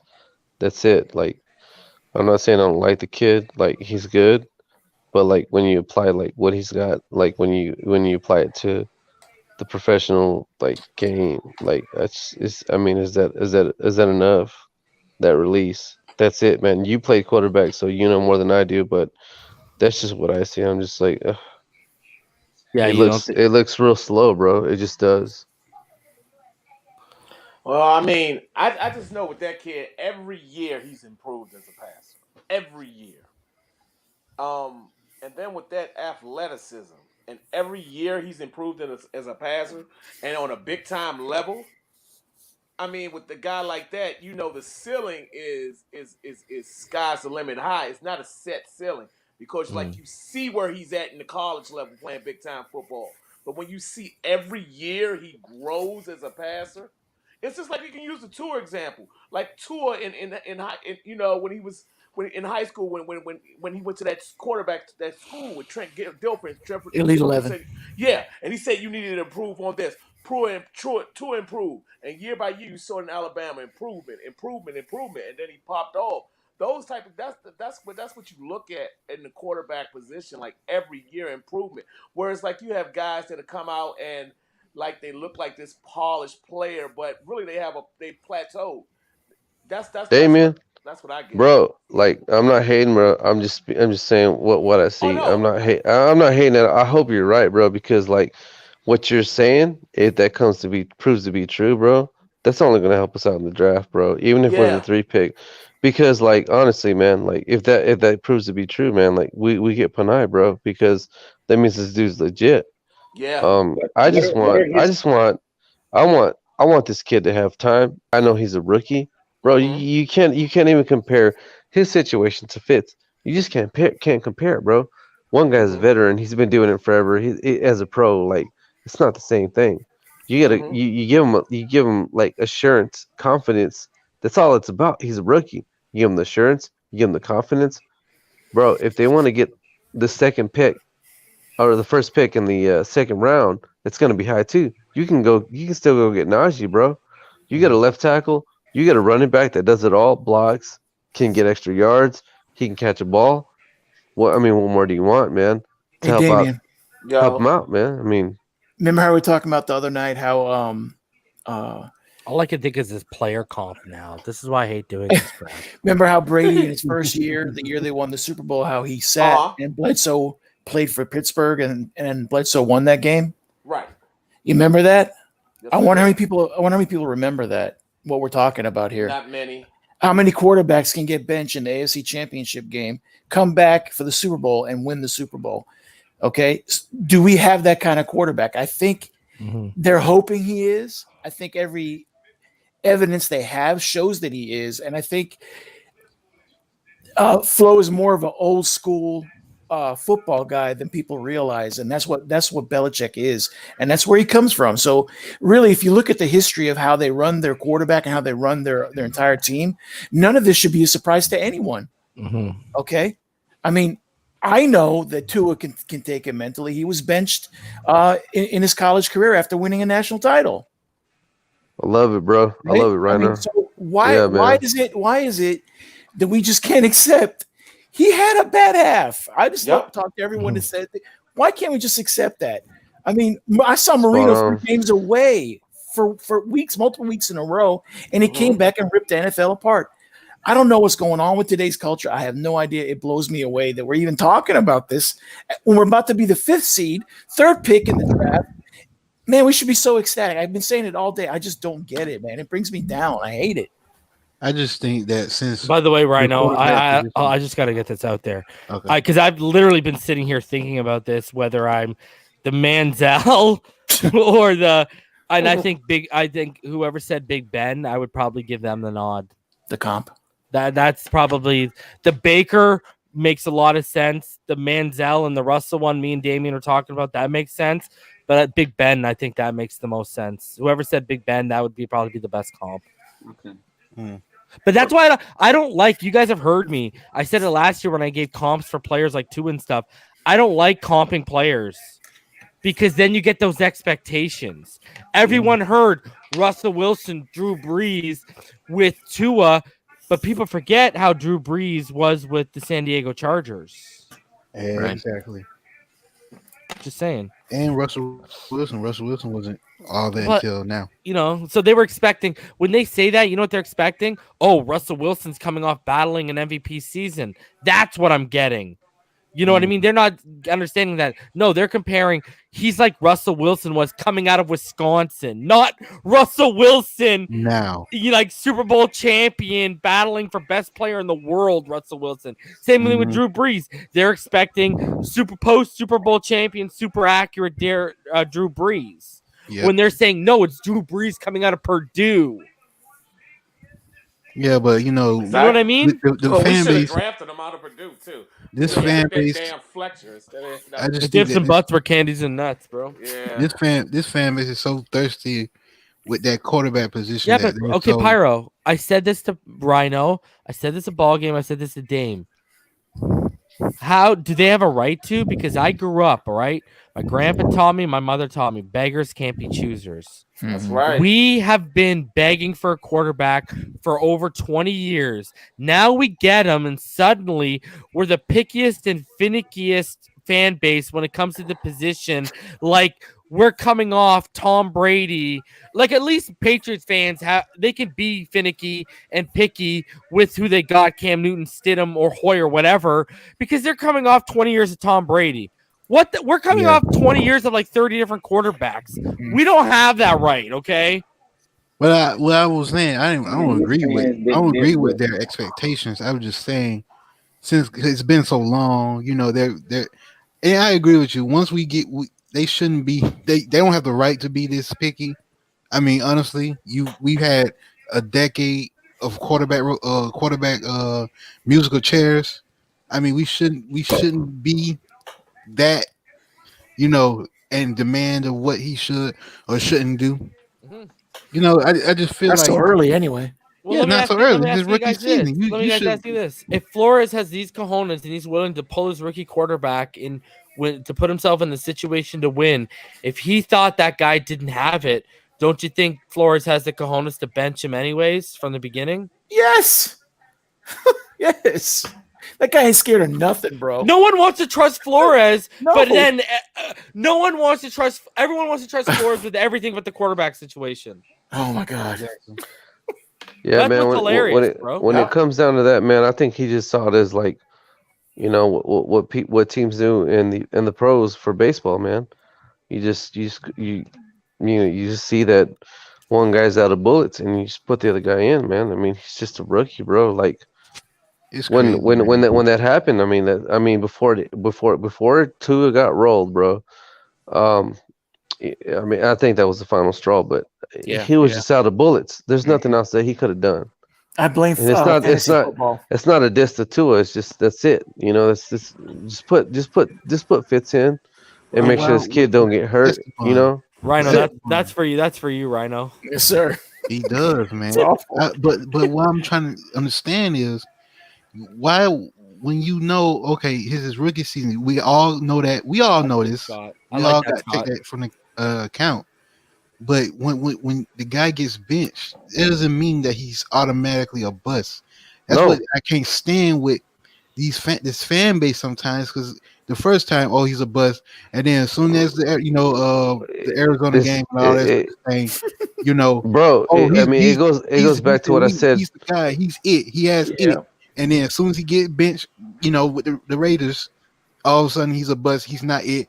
We should have, stuck with Fitzpatrick. We should have got Herbert. Do you think I'm just gonna say, bro. It just in San Diego. I'm just gonna say it, bro. Like I don't know what I lay myself. Comments. Hold on, say that again, Rhino. What'd you say, Rhino? If there was a Fitz in San Diego to back up Herbert, do you think Herbert would have been in so many games for so long? No, I don't think so. He wouldn't. No. Okay. But no, man. That's a casual fan. It's a casual fan that don't understand, bro. It's what Isaiah said earlier. Isaiah literally nailed on the head. Herbert and Burrow, they basically told, hey, guys, guess what? We're going to be playing down a lot, so you're going to be throwing 40, 50. Literally, they have both. Burrow in his second game threw 60 times. Herbert either threw 60 times or that one game he flirted with 60. I forget which one it was. Okay? No, he's thrown 50-plus times in the game already, Herbert, all right? Wow. He averages 41 attempts a game right now, bro. And so what I'm sitting here, and it was like 39 or 41 attempts a game he's averaging right now. What I'm sitting here and saying, bro, is Tua, at one point, I think it was like 3 games ago, Herbert was averaging 39 attempts a game. It was right before the KC game. Herbert was averaging 39 attempts a game. Tua was averaging I think it was like 22.3. And Isaiah's right. Look at what they're saying is, hey, guess what? Lean on the defense, and if we can establish the run, lean on that. And don't make mistakes, that's why he's playing tentative. And dude, if people go back, I laugh at these people who are like, Tua can't throw a deep ball. Bro, did you not watch Tua in Alabama? This kid, him, and I'll give Herbert the credit, and I did in his evaluation, him and Herbert had arguably the nicest deep balls in this draft in terms of touch-wise. I mean, I don't know what people are talking about. Tua could throw 60 yards in stride to a guy that's running like a 4.25, bro. What are you talking about? It's all over the internet. Yeah, bro, that's timing, bro. To hit a guy, Henry Ruggs could play at that speed. He just didn't do it in a 40. He could play at that speed. He could get hit in stride going deep. I mean, perfect example. Derek Stingley. He burned the best corner in football last year, who was a freshman, Derek Stingley from LSU, deep, outside the numbers, multiple times. Derek Stingley's worst game last year was against Tua Tagovailoa, and the big chunk yardage was coming outside the numbers, deep. Y'all already know what I say about outside the numbers. Those are big boy throws, man. Mm-hmm. And when you're doing it deep, that's even bigger. So, yes, he's got the deep. The problem is guys aren't getting the separation. And he doesn't have the time for a lot of those stuff to develop. That's why you saw when Fitz was hitting it, it was up the seam, matched up on linebackers, because you can get a separation on a linebacker way quicker than you're going to get on a strong safety or a corner. Exactly. I'm going to need a crow for this, man. This dude's just straight up, man. He's selective. He's a rookie. He's going to get it. He's going to get it eventually. He's just selective, bro. He's not gonna make those throws to get an interception the way the other rookies are, because they're playing with house money. Tua's not playing with house money. This dude's selective. That's all it is, man. And he has to be because he's got more on the line. Like Isaiah said, he's got way more on the line than what these. Yo, Tua's been playing for something since his first start. Herbert and Burrow have been playing for how bad's our draft position going to be. Yep. Do you guys remember how many years it took Tannehill to get a deep ball? And I don't know how we've had all these years of Tannehill. Now I gave Tannehill Isaiah. We wasted Mike Wallace, bro. I'm just like, and Tua's in a couple games and already. I feel like, to me, how I look at Tua, everybody's like, can he handle it? I would not be surprised if Tua comes out next week, 3 touchdowns, 250 yards, we run the ball. Like, I would not be surprised. That's how I think. Bro, it depends on who plays. I'm gonna be honest. Here's the thing, boys. If we had our offensive line, not elite, but the vision was in place and we had pieces in place that were like, okay, we are top 15 offensive line right now, okay? And we had a top 15 receiving core, and we were seeing what we're seeing from Tua. I'm not even saying top 10, guys. You know what? I'll stretch it. Give me top 20. If we had a top 18, let's go, 18, 17 offensive line and receiving core, and I'm talking top 17 line in pass pro and in run, so we can establish the freaking run more often, okay? And Tua's giving you what you're getting right now, then you probably got a little bit. But you know what I can say? I've seen flashes with him working with bare cupboards than what I just set prerequisites at of greatness. So I know if I gave him a top 18 receiving core and a top 18 offensive line, buddy, we're probably going to the AFC Championship because, I'm not doubting if our offense can get there. I know probably our offense can get there led by him. Just saying. I'm just saying, bro. People want to sit here and they want to hound him when he's literally polished turds into gold at times, okay? He's got 5 wins. 2 of those are fourth quarter comeback wins. One against Kyler Murray and the Arizona Cardinals, who are a legit playoff threat in the NFC right now. Yeah, they've lost a few games, but they've been battling in the playoff hunt all year, and they're talented, and we beat them, and Tua drove them back and beat them. I mean, look what he did against the Patriots. When the money was on the line, when it counted the most, what did he do? Made the adjustment in the red zone, didn't make the same mistake as earlier, took it into the end zone, and then got us the lead, and it was no looking back from there on. Exactly. So I'm just sitting here and saying, man, he doesn't get the break. I'll go back to this. Look at the broken coverage on that throw Fitz made to Mac. Yeah, how's that happen? Has Tua even had broken coverage once this year? Bro, he was so wide open. He would have dropped that. I would have been like, I'm done with him. You know what he's had to do? You know what he's had to do? He's had to recognize the tight handsy coverage, and he's had to throw DPIs basically. That's what he's had to do because he doesn't get the broken coverage. So he's had to throw to DVP to draw a DPI instead. Yeah, honestly, reason he probably doesn't have time to throw the broken coverages.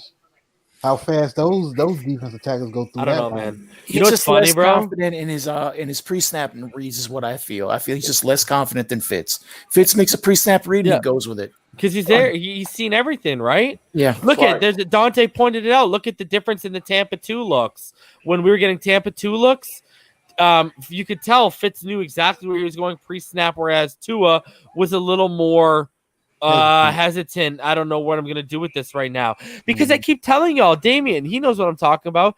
Damien, how many times have I told our listeners out here, it's basic fundamentals, a lot of quarters concepts, a lot of basic stuff in terms of defensive coverages in college, right? You're not seeing exotics, man. True. Now you do see Tampa, but you don't see variations of what you're seeing right now. And let's also think him coming from playing practice against the defense he practiced against in college. That's probably the most complex defense you can possibly see in college.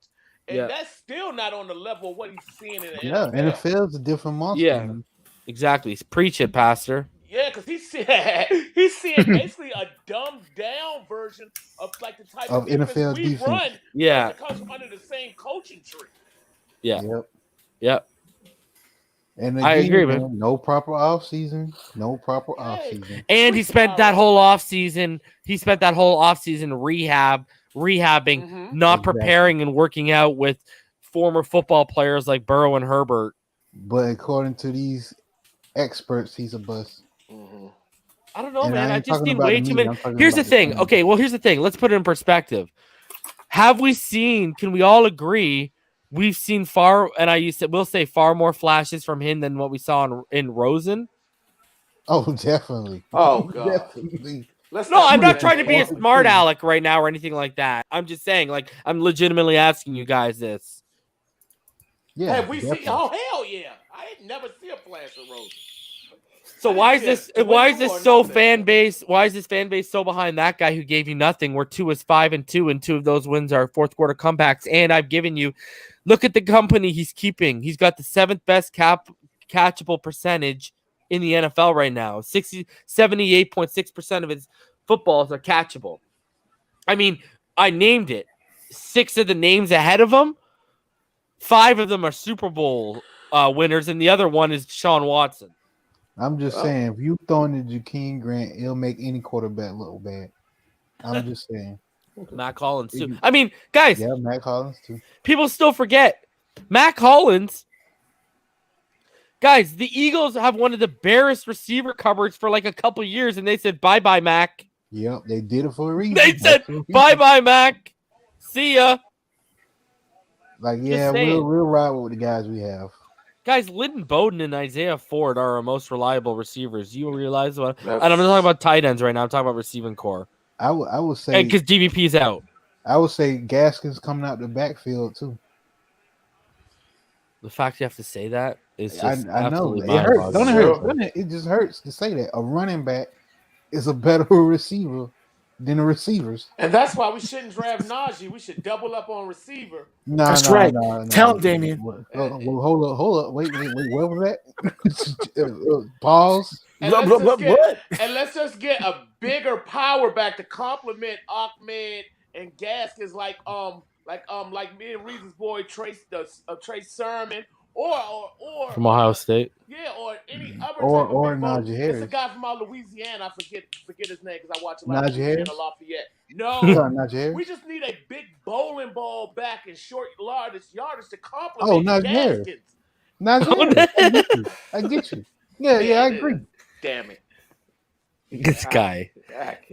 And you know what? Can I say this to all you people who are so negative? At least about we get this Aaron kid? Jones. I'm sorry. I just want to say this. I know, bro. Please, I'm. If we got Aaron Jones and Juju Smith-Schuster, oh my God! Please, hey, someone take the $10.5 million Eric Flowers is eating up right now, please. I'll take a 7th. Did you and a bag of chips? All right. We'll throw in Grant. Oh yeah. No, I mean, throw away Grant. Can someone adopt Grant? Like, I'll adopt him. He doesn't eat much. Yeah, Jared Patterson. Finn's line's right. Jonathan's right. Jared Patterson's a beast. I love Javonte Williams for UNC. I even like Michael Carter. I think they got pretty good backs, man. Yeah. The back class is like you got Chuba Hubbard, obviously Trey Sermon, like we mentioned. That's my boy. He's Canadian, dog. Who else we got? Randoms. I'm trying to think. Wow, why am I drawing a blank? Running backs. Chuba Hubbard, Sermon, Javonte. Yeah, my boy Kenneth Gainwell from Memphis. Yeah, it's good, man. Did Diggs just get another touchdown? Looks like. I'm on delay. Yeah. Come on, baby, let's go. You know what? The Patriots are a bad team. You know what? You know why I want to win too? Because Tua will have won me a championship because I started Tua this week. Patriots suck. That's not why you won. I know, eh? Yeah, man. Yo. I just. You're up. Yeah. And look at the Damien, it's going down, baby. Is this the 50 league? Yeah, This is for 250. 250. Wow. Yeah, this is for 250. Told you had a shot, man. Man, it's nothing greater. It's nothing greater when the Jets. I was on some Jets channel, man. Woo! Let's do it. Let's do a mock, baby, because I'm feeling. I can stop doing this one because I'm getting frustrated. Shout outs to the Patriots. What are you using right now? Draft Network. Yeah, let's use Draft Network. We used what's it called earlier. Let's use Draft Network this time. Because I played around in a position. Okay, before we go in, what did we get in free agency? Oh, I like Yeah, that yeah. thing right now. Rhino's such a genius, man. Just so we have an Take home, idea. Brian. Yeah, I do agree. Jonathan, that's the one we didn't name, Damien. What? CJ Verdell. Well, yeah, I was we screaming love him. CJ. Yeah. Especially if we're gonna run out of the flats in the screen game. CJ Verdell's a beast. And a guy that I wouldn't mind taking a 7th round flyer on because I just love the way he plays is CJ Marable from out of Coastal Carolina because I just love the way that little guy plays. Look at you. Let me just Someone was scouting during the BYU game. Let me just say this, Rhino. Instead of worrying about what we get in free agency, what do we get rid of? Right. Look at Pyro. That's a good point. What are our needs going into the draft is what I'm saying. Okay. I know you're saying. That will dictate everything that we do in the draft. You got to give and take, you know what I'm saying? Just an idea, just so we can bounce it off the wall, you know. All right. No, he's right. Okay, so what do we do? Are we going to have to bring up free agency and start looking at who the free agents are? No. We all have a good picture in our mind. Are we going to get a free agent running back? Are we going to go free agent right tackle or a trade? You know, something. I don't know. Okay, so here you go. I'll ask the question to you guys and the comments, and this is everyone. Just a yes or a no. Do we sign a slot receiver, big ticket like Juju Smith-Schuster? Or a Chris Godwin, who I think is going to stay in Tampa Bay anyways. But do we sign a big ticket guy to come into the slot? Yes or no? And that's in the comments or the panel here too, or the round table. Go ahead, bro, guys. Let me know. Do we sign a wide receiver? How are we allocating our money? Because our top 5 needs right now, I think, are tackle, receiver, running back, center, linebacker. What about defensive tackle? Nose tackle. Defensive tackle. Yeah. We could use edge depth. We could use linebacker depth, safety depth. Just remember, Albert Wilson's coming back too. This is just. But here's the thing: this is why I tell everyone why you should draft a slot right now too. If you're not signing a guy this year, right? I truly think Albert Wilson's perfect for this offense. He's going to ball out. He's on a restructured contract. I don't think he's going to come back because he's going to be pushing 30. So I think this is your chance to draft that replacement because you got all the capital. Mm-hmm. So that's why I'm sitting here saying, do we sign one? Okay, well, wide receiver, no. If we have Panay Sewell, high in our draft board. Just because I have to. That's hilarious that your name is Juju and you say Juju. Yeah, I'm like, what, bro? Anyways, go ahead, Pyro. I say no. Okay, I would say it depends. What I'm looking at is if we have Panay Sewell on top, higher priority in our draft board, then yeah, I would say we go and get a wide receiver. Okay, so it's pretty much a no, in the comments, and I don't know what you guys think right now. Yeah, I agree. I think if we're going to go free agency in a position, I think we might do running back, and I don't think it really hurts what we're going to take in the draft with a free agent running back. So Rhino now segues. Okay, we're not going wide receiver. Do we sign a Chris Jones or my personal favorite, who I've been saying for months now, Aaron Jones? Do we sign a running back? Yes, Aaron Jones. That one in particular. Yes. What about Melvin Gordon? Well, you know what Pyro's answer is yet. No comment. No. Well, I like Carson's, but you bring up a good point. He's injury. You know. We give Aaron Jones $12 million a year if he. It doesn't affect our draft, though, Pyro. It doesn't affect our draft. We're still going to need a Najee. Listen. Najee's gone. Don't lie to him, Rhino. Don't lie, Rhino. Okay, there you go again, Damien. You're really pushing the buttons now. It's gonna be no Najee if we. Okay, yeah, I agree. If we take Aaron, then in the first 2 rounds, I'm not looking for a running back. I'll take one in the 5th and beyond. Yes. Yeah, see, that's what I'm scared of. So I'm gonna say no. You'll fall in love with Aaron Jones. Sure. No. So what are we gonna do in free agency, guys? We're gonna. I say defense. I sense defensive line. The best I'd want in free agency. I'd want the best defensive lineman or the best linebacker you can get on the market. I would either spend it in a linebacker or a defensive lineman. Mm-hmm. That's me. And by this time, we will have an idea what the Jets are doing with their staff. and maybe a hint of who they're signing in free agency, we might Yeah. get a clue as to what they're going to draft. Okay, so Isaiah, you said defensive lineman. Do you mean like tackles or edge? And you said linebacker, obviously.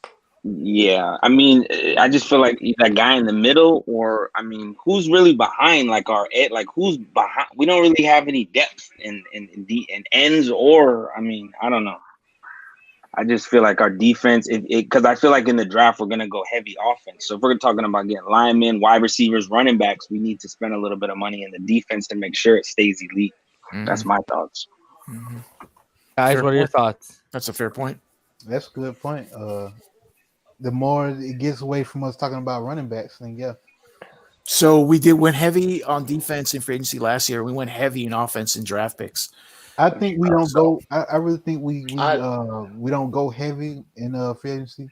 I think we kind of go for depth type of players, like something in depth, like probably like a safety or something like that. Okay, so we agree there's no real impact in free agency for our draft. There you go, basically. Yeah. Okay. Yeah, No, we'll get one person. I think we'll get somebody. We'll And get that'll be one key. at least top name. We'll spend some money on somebody. I don't know what position, but they're gonna spend money on at least like how they went and got Flowers or like I think they're gonna go. I think they're gonna go like how they went last. Kind of building the draft through the draft, and then like get somebody like for depth in the free agency. Okay, so we'll just say for the draft we're about to do, anything's open. Yeah. Yeah. Okay, so hold on a sec here.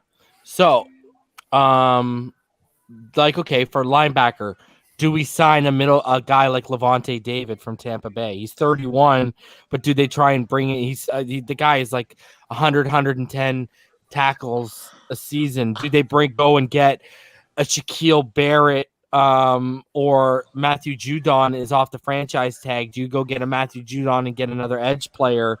The linebacking class is pretty thin. Levante is like probably the biggest name out there. I mean, Bud Dupree is technically a linebacker, but he's more of an edge guy, right? So, off injury too. Yeah, he come off the edge, right? So, Is there any elite centers coming up? Is there any elite centers coming up on the market? I wonder. What about center instead of going with the? So, like when you're talking about offensive linemen, it's like Trent Williams, Tooney, Brandon Schreff. The most elite center is probably Corey Linsley from Green Bay. They're signing him. They're signing. Yeah, they're gonna re-sign him. He's a beast. They're gonna sign him. Yeah. So, but other than that, it's basically guards and tackles. I see. I think that we also got to take in the possibility that our center could be already on our roster. Yeah, I always keep shouting out Dieter because he really showed me something when he came in. Now, could he be the perfect swing lineman too? Yes, he could be perfect in that position. Like I just. So basically, what we're saying is what Rhino. We're circle back to what Rhino said. We're not affecting our draft really right now. Yeah, it's wide open. We're open. Because if Levante David was 27 and not 31, we'd probably be like, yeah, okay, that makes sense. Me being a Nebraska Cornhuskers fan, I love Levante David, but I will say, he's a freaking beast, bro. I got love for that guy. Yeah, but he's gonna come in at 31. I'm looking at the age in this defense.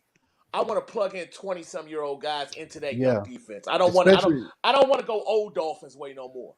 Especially with a physical position like that, man. You saw my mock draft reason from earlier, man. Jack Sanborn from Wisconsin. We still got Chad Surratt.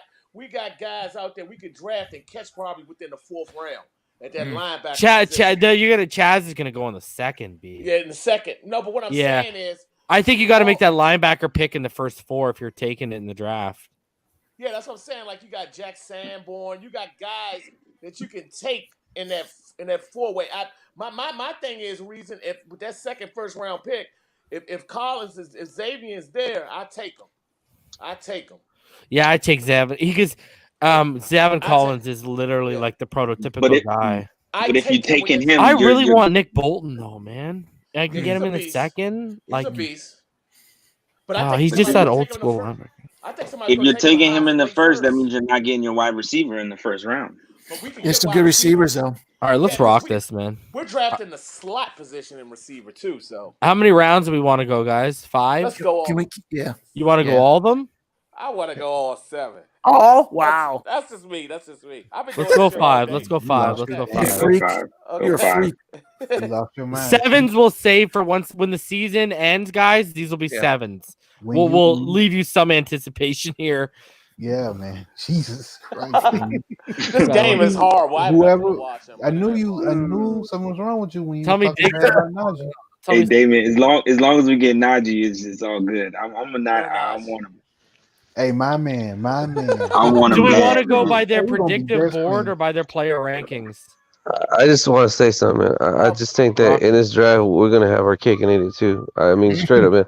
We're going to get Panay, and we're going to get Najee, and we're going to get a wide receiver. Yeah. Like, for real. Shout out to Like, everybody. There you go. for real, man. Talking that sense. Estevan is You gotta I override. mean, come on, man. You got the number 3 pick in the draft, bro. You're That's picking right. the second round, second round. All right. I mean, Yeah, no, I agree with you. Shout out Do to we want to go by their predictive board or do we want to rock it with the player rankings? I would say Like goes how they've ranked their guys. I'd say predictive. yeah, All right. predictive. All right, let's go. Oh, 7? You ain't gonna do me like that, Damien. 5. All right, let's go. All right. Let's go, baby. We don't have a 7th anyway, so We don't. 6, I think. Yeah, is he's the right. last. All right, so there you go. It goes Justin Fields and Trevor Lawrence to start. We shouldn't even have to. I guess Even. we shouldn't even have to say anything, don't we? Najee, Yeah. right? Right, Pyro? Let's go Listen, ahead. now I love Najee, but I damn sure we ain't gonna get him this game. Now. There you go. Oh, Panay. Gregory goes 4. Micah Oh, 5. God. Jamar Chase with Burrow. That's hard. Jalen to Oh, We're 7. talking about that. Oh no. Waddle. Yeah. Zach Yeah, Wilson goes 10. Smith ain't going yet. Christian Darrisaw. I really like that kid, man. Yeah. Zach yeah. Wilson? Zach Wilson to Virginia Denver. Tech. Don't why you have to say the name, bro? Just watch the name. Don't say it, Pyro. Darrisaw, I love Darrisaw. I'm just saying. I'm Stop. surprised. Cause see what happens? Then he goes, Oh. bro. You gotta Devontae say the Graham. name, bro. He went Take that him. low. You know to take a reason. Bro. No, I'm this surprised he went I that know low. who to take, but why are you saying that? Are you talking about Etienne or Bateman right now? I was Well, just no. surprised. They put it. Hey, isn't Collins still there? See? Yeah. Oh, is he? Check and see. Go down. The Go lineman, down. right? The center? Go to linebacker. Just Yeah, go. yeah. Oh, the linebacker. What's with this ad taking up like half my ish? Yeah, that's. Like, kill me with this, Google. They gotta Like, make their money. Yo, He's PFN, always like, yo, let's good. take up a quarter of the screen. Look at this thing, man. Yeah. Why? Why are you getting rid of it? It wants to know reason. Thing's stretching out, bro. Because you're annoying the crap out of me, damn it. The Um, freaking ads, man. look at You can this. get the ad blocker, man. Get the ad blocker. He's Yeah, a real Mac. I don't talk. think he can he? There you go. He's there. Zavin's there. They got him ranked at 33. That's my choice. I don't know about anybody else. I just But know there's I'm no watching. way Smith is gonna go that low, man. I was surprised by that. It could What about happen. what about the center? Creed? Yeah, Creed Yeah. Humphrey. He's probably still there too.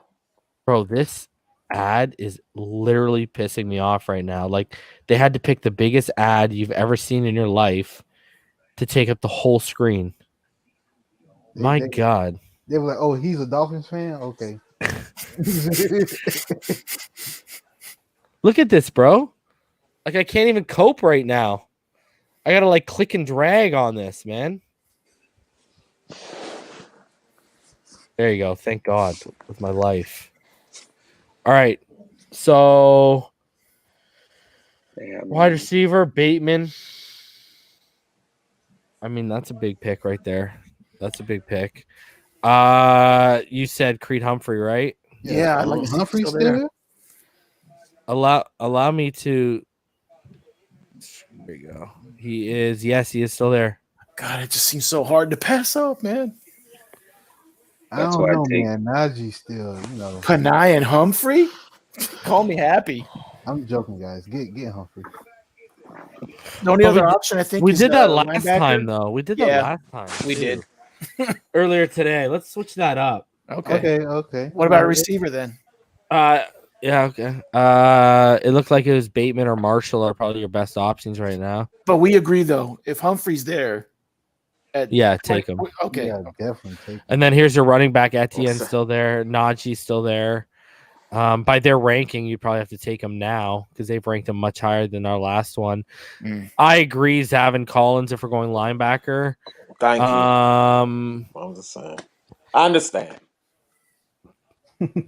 I think linebacker, if we're not going, it's got to be linebacker receiver right now. Yeah. Okay, that's what it's got to be. So, guys, here's your choices: Zavin Collins or one of these top two receivers, because I think Terrace Marshall's super. Like, you guys got 4.3 speed. You had it with that size. This kid's gonna be special. I already said on record, I think he might even be better than Jamar Chase at the next level. I stand by that. So I think the move is either Rashad Bateman, Terrace Marshall, because we did Creed Humphrey earlier, guys, or we'd probably take Creed Humphrey here. Rashad Bateman, Terrace Marshall, or Zavin Collins. Panel. I'm going Bateman. I'm getting Tua some help. I'm getting my rookie some help. I agree. I'm going Bateman too.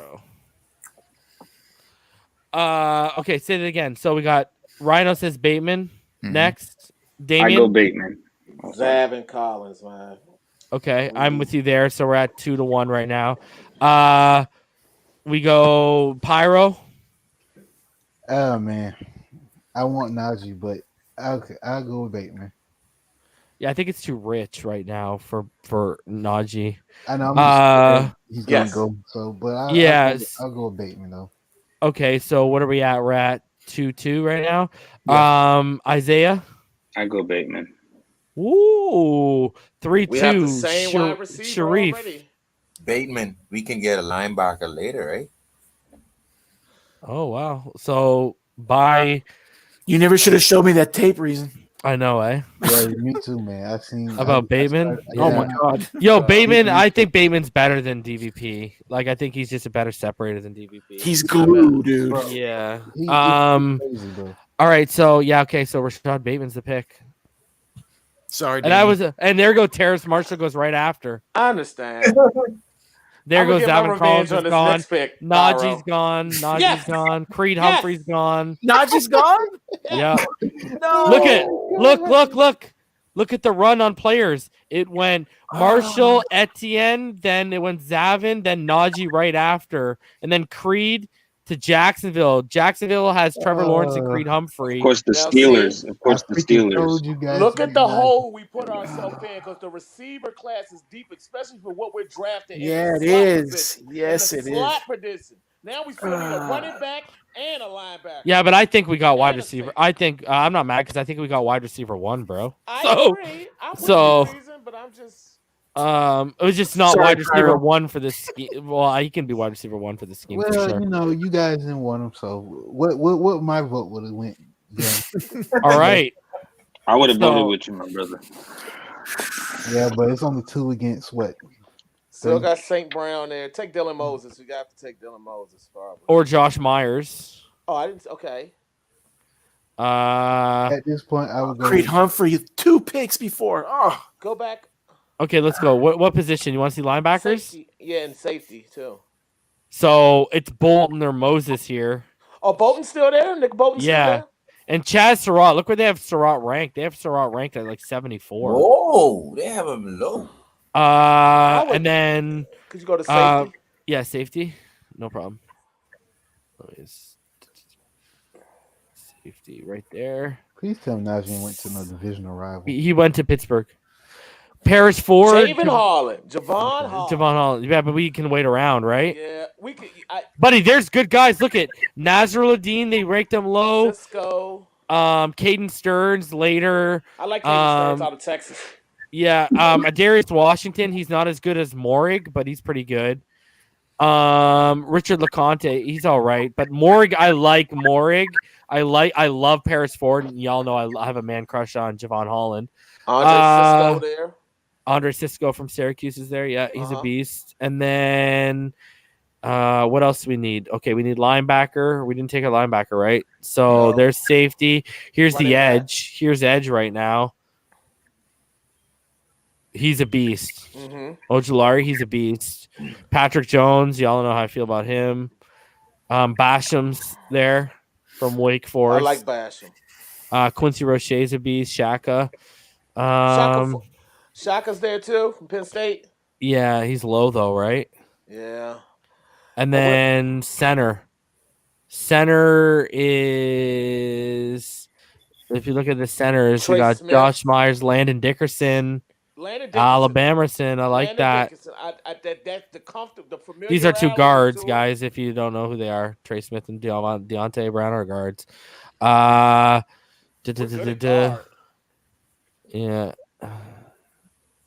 Tyler Linderbaum. Did he declare? He's got a year of eligibility left. He's a center. Look at how Trey Hill, they crapped on him. All right. So what do you guys think? Where do you think we go right now? See, that Trey Hill pick from Georgia intrigues me way down there. Yeah, like 288. Like we might get. Yeah. I would gamble then and wait for that position. But I would take Landon Dickerson because of the familiarity with Tua. Like he has more contact with him than anybody. You know, being the center. So what are you guys thinking? I was thinking about showing up the linebacker position.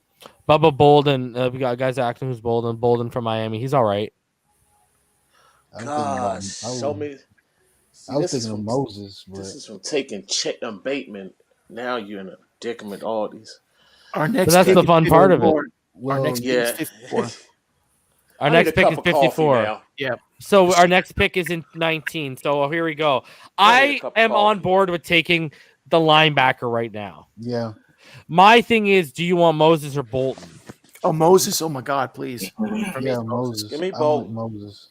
Woo, I'm with. Okay, so I am going with Damian because we got two. Nick Bolton has 210 tackle back-to-back seasons, so I'm going with Nick Bolton. Dylan Moses struggled this year. Okay, so that's 2 and 2. Let's see. That's Pyro. That's Rhino. All right, Isaiah, where are you at? Whew. I mean, I like to try to keep. I like the Alabama connection. It's tough, but not a wrong answer. Yeah, I think I'm gonna go Moses just because of the connection. And Sharif. He's not sideline to sideline. I need Bolton. Wow, so 3-3. My man, Sharif. So I'll switch to Bolton. I'll switch to Bolton too. Wow. There we go. Oh, I love it. Dude, have you seen the tape on Nick Bolton? Not to leave Isaiah on a branch or anything. We'll watch it after we're done. Oh, When we're yeah. backstage. When we're backstage, we'll watch them. I mean, I like them both though. Yeah, there's not a wrong answer there. I don't think. Wow, Asante Samuel to Sanford. There goes Tyler Shelvin at 48. We didn't even think about it. There's Landon Dickerson. I knew it. And here we go. The Miami Dolphins are back on the clock at 55. And wow, Chris Olive's still around. Trevin Morig, there's your safety help. Ooh, 6'2". Probably about 219. That's a big hitter right there. Who, Trevin Morig? Trevin Morig? Yeah. Yeah, he's a beast, buddy. Rondell. Did we take a running back? No. Like, Ethan, do you think he's close? Javonte Williams is there, bro. So, all right, we go to the running backs. What we got? What about we got Herbert? Javonte Williams. We got Michael Carter, Kenneth Gainwell, Schubert Hubbard, Tyler Hill, Zamir White. There's the Louisville Xavier Hawkins. That's who we were talking about earlier. Now, Javonte Williams is the biggest. I like Trevin Sermon more than Master Teague. I do too, and he's more physical too. Your boy Jared Patterson from Buffalo. I love him. And look at look where they have Sermon and Verdell. I think we can wait on running back, man. Trey and Javon Williams are the most physical backs in this draft. They're big. Javonte Williams is a beast. They're big backs. Javonte Williams is a beast. Yeah, after Najee. Kenneth is a beast, though. Kenneth is a beast. What's our pick after 55, Rhino? It says 88, but that's probably off by one somewhere, you know. Ooh, so we got to go Kenneth. We got to take running back in one of these next two picks. That's we got to take it now. We have to take it now or the next pick. What are you saying? Well, the next pick is around 88. And that's Kenneth Gainwell. I think we can gamble with the running back, man. Okay, so then where are we at? What do we need? Do we double up on Chris Olive is sitting? Chris Olive's just look at the receivers are just sitting around, and we didn't do anything. What, Rondale No, we have one Moore? receiver. We have I've one been receiver. screaming about Rondale. No, I Moore, mean in like free agency. Oh, You're okay. right. Yeah, we drafted Yeah. one. You're right though. Is Tony there? Yeah, but look, you can sit around on that. We can Actually, double no, up we on can't. receiver? We can't because Rhino said we don't pick till like late 80s. Yeah. Hey guys, That's I gotta our go put the slot. girls to bed. I'll catch All right, you guys buddy. later. All All right, right, man. yeah. Friends up. All right, Friends peace. up. Hands up. Peace. That's Oh, our now we slot. can get our slot guys if we want to go Rondell Moore. That's our slot, man. That's Rhino, our what did you think of when you watched a little bit of that kid? Yes, bro. That's all I gotta say. That guy is amazing. Yeah, I'll go Rondell Moore. I'm on the He- board with Rondell he- Moore right here. he's Thank Grant. you. He's Grant with normal But he arms. catch. And He's catch. the Von Best. That's what he is. Rondale Moore. Catch. Let me just say this. Wait, you say he's Grant, but with hands? Yeah, he actually catches. He actually catches Yeah. the freaking ball. Catch. Okay, Yeah. and I'm so If the Von Best had Grant speed, wow. I'm so Oh, yes. so say no more. Rondell Double Moore. up and is a then- good option. Look at the edges. Damn. And then Olive went right after. We need edge or we need safety. Yeah, let me look at edges real quick. Yeah, you're right. Check out edges. Yeah, I'm about to. Edge and safety. Quincy's will- sitting around. Woo, and Shaka. I will Ooh, say Shaka's this: there? if we take Ooh. Rondale I like Quincy. I Moore- think Quincy's going to be better than Russo. I Miami. believe so too. Javon Damien- Holland just went. Damien- Javonte Williams went. Sounds like you're at work, eh? Yeah, I know. I love this type of stuff. I'm just. No, he's all Damien's Oh, home. Quincy just went. We're at 86. Quincy Dang. just got went, Shaka Tony. What? which is good value right now according Yeah, to their it's board. very. What about the? We have to look back at the running back position and safety. Kenneth. I say get Gainwell's Shaka. right He's there. about And what? Chubber. 5'10". These guys are small. I look at their weight. Have you? Yeah, but you can't. You gotta. Don't look at. You gotta look at the profile at like after the tape, man. Oh, we're at Yeah, 86. you have to take both into. Have you watched Kenneth Gainwell, bro? Well, yes, but I Did you mean, see like, him in the bowl game? Did you see him in the bowl game last year? That No. man was running like a man possessed. I will bro. say. but I watch look at a the- prototype like Najee, right? And then when I see Sir, But Kenneth Kenneth Gainwell is one of the best pass catchers in this draft out of the backfield, man. I'll tell Sharif to check out the Senior Bowl, obviously in the combine. The next pick is roughly 119. Just Now, so you can know. I make one statement? Can I make one statement Go before ahead. we do Go draft? ahead. If it's a running back, we Go still ahead. got to take into account that we have Ahmed and Gaskin, so we need somebody to complement that, like a bruiser. That's why if we don't pick a running back here, we still have Sermon and some more guys down ahead that we Panay? that And the can next complement. pick, Yeah. the next pick is our last pick in this mock. Well, we had a good bruiser until you disrespected him. Damon. So I'm not gonna let that go ever. we can't get Tyler Sheldon after that 80th pick. He's gone. He's gone. Yeah, That's he's the gone. only 342-pound nose tackle. He's Do gone. we still need a free safety, or I mean, are We need an good with- interior nose. There's not really like even when I had Dante on, even he said there's not a lot really like Not a lot. that. There's only one. No, there's like really there's have- like three, It's like 3 or 4. you have to Yeah, that overdraft. drop off is Yeah, the dope. kid from Is- out is of a true nose, yeah. 'Cause I was real, gonna man. say the kid from out of Yeah, the the 342 is a heavy load. That's Tyler Sheldon. the drop off is real, man. Yeah, man. The drop All right, off. so where do we want to go with this? Look at safety real quick, Reason. What we got at safety? Andre Man, Cisco. damn, man. Hamza like I'm gonna leave it up to 6'4". y'all. I would take Cisco. I'll leave it Yeah, up I to would y'all. too. Cisco's really value. good. Yeah, he's That real pick. good. What do we got here? And Kenneth Gainwell. I'm telling you though, we're giving up running back though if we go safety right now, and that's a need Yeah, because you got to think Brady's not coming back. No. Yeah, Yeah. Brady's not coming back. No. But do we have anybody to finish those short yardage runs that we kind of say Gaskin sometimes can't finish those type of runs? Him or this decision is obviously a gun to the head decision, man. Yeah, man. I feel like we're gonna have one of those picks where it's gonna be gun to the head. Yeah, It's like we're gonna have to face you it. have to make this. That's why I wanted to do 7 rounds right here because in that running back position, We don't have it's so seven. deep. We don't have a I round. know, I know. It was only one more pick, Damien. Oh. If we went 7, 6 is our last. This is gonna cause coaches' vibes to fall out. Yeah. Well, Reason's we have to GM, go with so it's running all on him. All the pressure's on Reason. So I say whatever the running back is we choose. I think. I don't like the defensive the interior right now on the defensive line. I sure don't. Like what's available in terms of value right now. I think when you're talking about value pick right now, Sage Surratt. Why they be crapping on my boy Sage Surratt, man? I like him from on the weight. That's another slot receiver. There's your Pete Werner. See where they have him ranked here, Sharif? I know on Pro Football Network he's like 200 and something. I know people are crapping on him. He's good, man. Jack Sanborn out of Wisconsin. Okay, so I like Cisco. Brevin Jordan's gone, right? Obviously, yeah. He's got to be. Yeah. I like Cisco, Gainwell, Shaka Tony. Great value. Cisco, Gainwell, Shaka Tony would probably be my right now where I'm leaning. I mean, I'll leave it up to you guys what you guys think. It's edge. And Josh Valencia says I would trade Parker and sign Allen Robinson. That's where I'd leave it at. I'm taking Cisco. He's a ball hawk and he lays lumber. Yep. That's where I would be at. Yeah, I can't have McCain be punish Stephon Stephon Diggs' ass. That's what we need because that's what we molded the team to keep Buffalo down because that's our biggest challenge. Yeah, we play man. twice a damn year. So we need somebody to lay lumber on Stephon. Nazardine's a beast too, but I'll take Cisco. My running back in terms of love is I don't really care about running back right now.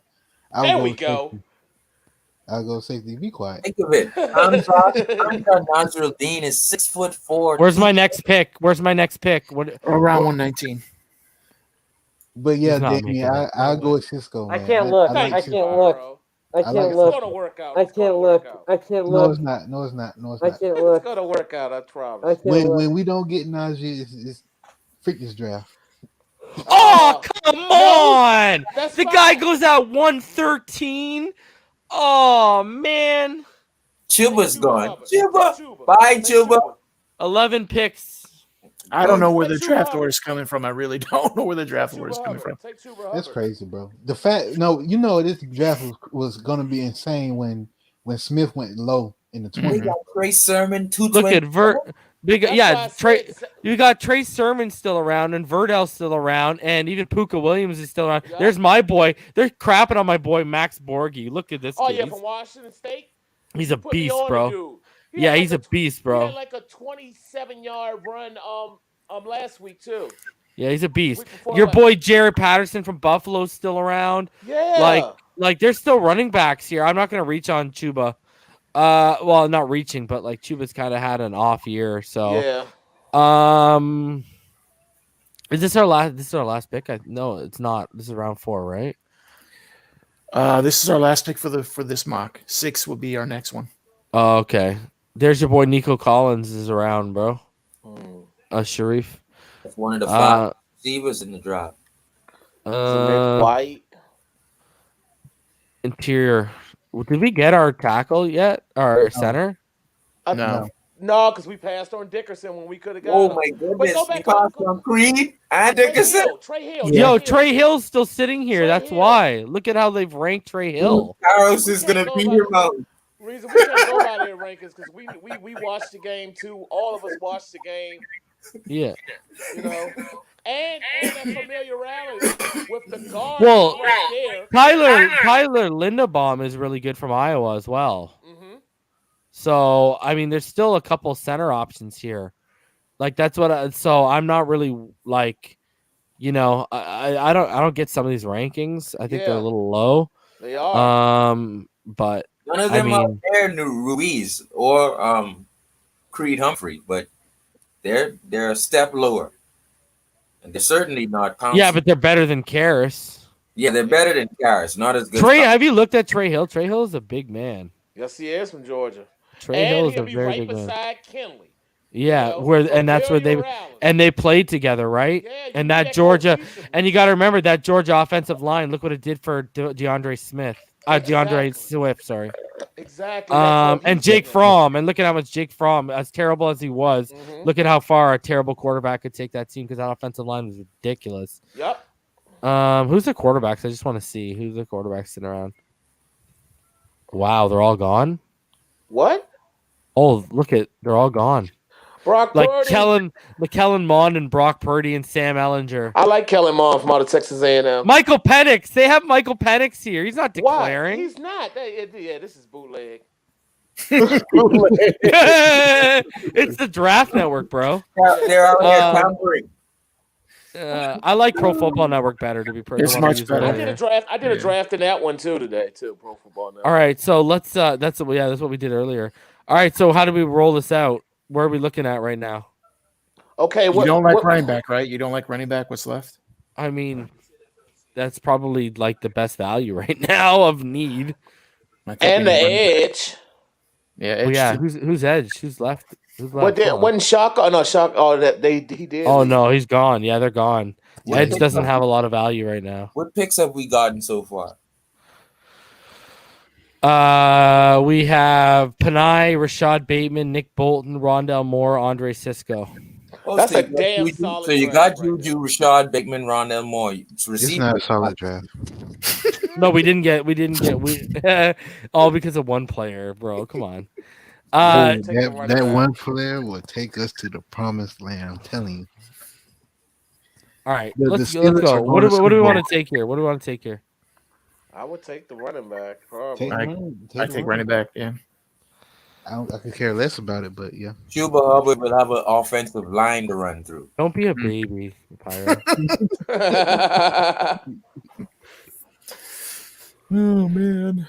Do one where we take Najee third overall to make him happy. Yeah, we're gonna go do a PFN one real quick right now. Okay. I almost want this not to get Najee just to hear Pyro. It would be the equivalent of us taking Tua when all the Tua haters didn't want to Yes. take him. If we just pass on Najee in the second round. I'm gonna be real with you guys. I'm going to I'm mute trying to get him myself. with that top of the second pick. That's where I want to get him. Yeah. I'm going to mute myself for the rest of the draft. Why? We're gonna do another one right now. No, I'm talking about when the Real real one. Dolphins, when the Oh. real Dolphins don't draft them. I'm just gonna mute myself. Just I'm done. That's hilarious. God, that would God, I'd be glad. I hope to God they don't pass on him, bro. If he's sitting there, I will legit cry in the There you corner. go. I don't blame you. But nice so well. I'm happy after that, bro. I'm getting up in that jersey. I'm not gonna lie. I'm getting up in that throwback. I would too, because he's gonna be there for 15 years. Guess what? No, yes, he is. At 23. At I 20, like that we got Sewell, man. I really am happy about that. at 23, I wouldn't give away that 20. Bittersweet right now. Mm-hmm. I mean, the last receiver we got at 9, Teddy Ginn, and he had a crap coach. I'm not even spending that high for a receiver anymore, man. No, They're not Ted generous. Ginn was the Yeah, but I could have told you Ted Ginn was not the guy to take there, bro. He wasn't even the best receiver on that team. Santonio Holmes was. Like it was. He was. Do I even have to ask, guys? No. No, you don't. I mean, you can if you want to, you know. No. If he's there, he's gone. If you want to give, if you want us, our opinion, you know. All right, what do we want to go here? Wide receiver? Ooh! Don't say nothing. Don't say nothing. Come on, baby. Come on, baby. I'll take it. Pull the I'm trigger. fine. Pull the trigger. Pull the trigger. Pull the trigger. Devontae, be good. Dang, we couldn't discuss that. We couldn't. No, there's no discussion. Reason did that so quick. Reason didn't even want that. We couldn't. I didn't jinx it. Is Najee there? Jinx it. Is Najee All right, what we got? Wait, hold on. Oh, I want to see. Oh, he's playing it hard. Well, you know what? I'm happy. And I had a trade offer, and I didn't even look at it for you, Pyro. That's what's up, Reason. I would That's have. what's up. I would have waited. Buddy, you would have waited. I would have ran all three of those trade in. No, I need stuff for this year. I don't want stuff next year. Okay. I You mean, can adjust just that, moving back funds. What? I think Give me 1 right second, here. guys. Give me 1 sec. You can adjust that. Counter. I'm gonna think right counter. here- Yeah. Oh, because they. Yeah, they don't have much left. You don't have anything. Damn. Yeah. Yeah, because they traded. Yeah. They traded their picks to Jets. You remember? Yeah. Jets. Yeah, But I don't Jamal want. Adams. Yeah, screw him. Sorry, buddy. We don't want to take your shits. Cancel it. Well, So we you could got tackle. we could we move have- back 5, and I could go. All right, Hey, I'm give back. me this. Give me that. Give me this. Reason you take their whole drive. Yeah, why not? Decline. A crazy trade. Oh, I got a trade offer. Oh, it's them again. Hello. Please, come on. We need draft picks, please. All right, I'm not giving you an extra. Gave them What do you all up think for this Jamal is? Williams. Jamal Adams? Jamal Yeah. Adams. Accepted. Wow. There you go. I'll move back 5 for an extra pick in this draft. Like Yes. in this draft we're doing, Dylan Moses. it's fine. Don't worry. Yeah, we can get Chaz Surratt, baby. Yes. Take him. We need a linebacker. And he's the I like the prototype. What about the decisiveness nose for it. tackle? What about the nose tackle? Do we think He'll be about the third. Oh, Third, okay. third. Hold on. And the interior. I gotta listen to Rhino. Okay, he's at Yeah. 80. All right, we're good. We're good. What about He'll be No, the no, third. no, man. He's gonna be gone at 70 or 65. I need a linebacker right now, bro. Okay. Shout I out have to- no alpha in the middle. But do you think? But do you honestly think Chaz Rock would be there? Yes. No, he's not gonna be there, man. He'll be in there in the second, but I don't know how late. What about the center? Interesting. Why do you gotta do that to me? Make good points, bro. All right, I'm just, you Damn. hold on. Landon's there. Oh, gotta take Landon Dickerson. You have to Yeah, because of the familiarity with yeah. Tua. You know Karras, that reason. You can Karras is going on the But bus. Dieter. No, It's gonna be our Karras- swing lineman. Shut Dieter your can be the mouth, backup. Pyro. I'm just trying to get that linebacker. You can't pass that up. Landon Dickerson because of the value. Yeah. Look, Karras is catching a big bus home somewhere. It's a good draft so far, man. Chaz is gone. Okay, That's fine. We can go to Jabril Cox. that's right. Isn't that Brian Cox's son? Oh, Is is he? it I didn't know that. I think Oh, there goes Shelvin. Shelvin's gone. And there goes Jabril Cox right after Shelvin, obviously. I put him out on that. Probably should get that linebacker. You got Monty, Monty you Rice. got Monty Rice. You can wait around for Monty. Take him with that 122. I would take him. Hold on, let me see. No, not right now, but who else we got here? We got Where we pick Vrabel. again? Isn't Vrabel's son? Where's Vrabel's son at? Where do we pick again? Yo, Vrabel's son's in this draft, bro. I'm not even fucking with you. I just don't know where they have him ranked. Where do we Search pick him. again at reason after this 87 pick?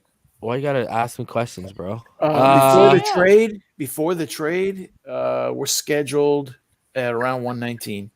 After 88. 119. Yeah, I think roughly. we could And wait we on have the 122. We have 119 and 122 because we got the 122 in the trade. Can we go to Yeah. go to safety, Just to please? move down 5 spots. Andre Cisco's there. You have Again. to take him. I would take him right there, man, because he's not going to be around, and he's not going to be there. And it's nobody Mm. better than him. I mean, Marvin. Dump. I hope Marvin Wilson slips. to me. Tyler Shevin is gone. I think we need that thumper in the secondary. Hey man, we're gonna be getting runs. Bro, imagine when we took the linebacker. Say And then- Surratt's still there. Surratt's Yeah. still there. Surratt, He Surratt's is? I there? thought he was There's gone. some good. There's some good guys left. Tutu Atwell. Tutu. I'm Wait, not opposed to Surratt's there? double dipping on receiver, man. I'm not opposed at all. Think of it, gotcha. We'll allow Abraham Lucas. We don't need you. We got We don't need you, Benai. yeah. Yeah. Amari Rogers is a good shot, too. Okay, hold on a sec. Okay, so edge depth. We haven't taken our linebacker yet, but when I look at value, no, thank you. Cisco, we might want to let the board fall Oh my God, I don't want because to watch. Caden Stearns is also there too. I think they're going to both be gone, but I'm not going to jinx it. But You just did. You I just Yo, did, bro. Yo, I Talanoa. just did. Yo. Have you watched this kid from USC, Talanoa Hufanga? He's good, Yes, man. Yeah. He's He's a more of an beast. in the box safety though. Yeah, he is. He is. Tua Funga Hatua. Paris We already Ford had is that. yo. With Paris Brandon Ford is Jones. still. We had Paris him. Ford is still here, bro. Paris Oh. Ford's at 143, bro. So in the Okay. safety, not right now. I like Andre Cisco more, but go ahead. I think we can take a chance. Paris Ford. But because the reason is that's not a pressing need. Yeah, let's get a kicker reason. This Agreed. guy. um. I say get the linebacker, man. We got one. I think we can wait for Monty Rice, man. We only have 2 more picks around 119 and 122. I want this defense Let's to be double up on elite, receivers. even Let's more double elite. up on receivers. We gonna be I'm getting tired of these running backs running down my throat. I would not be opposed to doubling They receiver. already- bro. We don't have the defensive Sage tackle. Surratt. We put him in the slot reason. Sage Surratt, that's good value because we're at 87. You know you want to double up on receivers, and you know it's the right thing to do. Do it. This guy. Why you You feel gaslighting? good about it. You gaslighting him now, Bro, this guy. No, I can hear this guy in a bar picking up. Bro, drinks, you know you like this bear. Listen, you know you want to drink this drink. Just And do that's it. how I tell people when they're buying. No, he honestly reminds me of the Kermit meme. Yeah, he's sipping the tea. No, when he's in the dark cloak and he has like the hood on. Oh yeah, and you're looking. You know you want to take this. You know you want to take him. Yeah, the linebacker I would wait around for Monty See? at Damn, you're doing those 122. Jedi tricks. Shaka's good value. I think they're kind of crapping on him. Shaka might be gone, but This is good value too. If Marvin Wilson, if you can get him at like What is his weight? 120 something. Marvin? Uh-huh. He's 300 plus. Nah, it's very weak. But he's like a 4-3 interior guy. He's on a 3-4. You want to double? You really want to double up? Sage Surratt, right there. Sage Surratt or Tutu would be your double up guys I here. would go to Tutu because Tutu jumps out every time. But wait around. You can wait around on that though. You can wait around for Nico Collins too. Rogers too because he's a slot.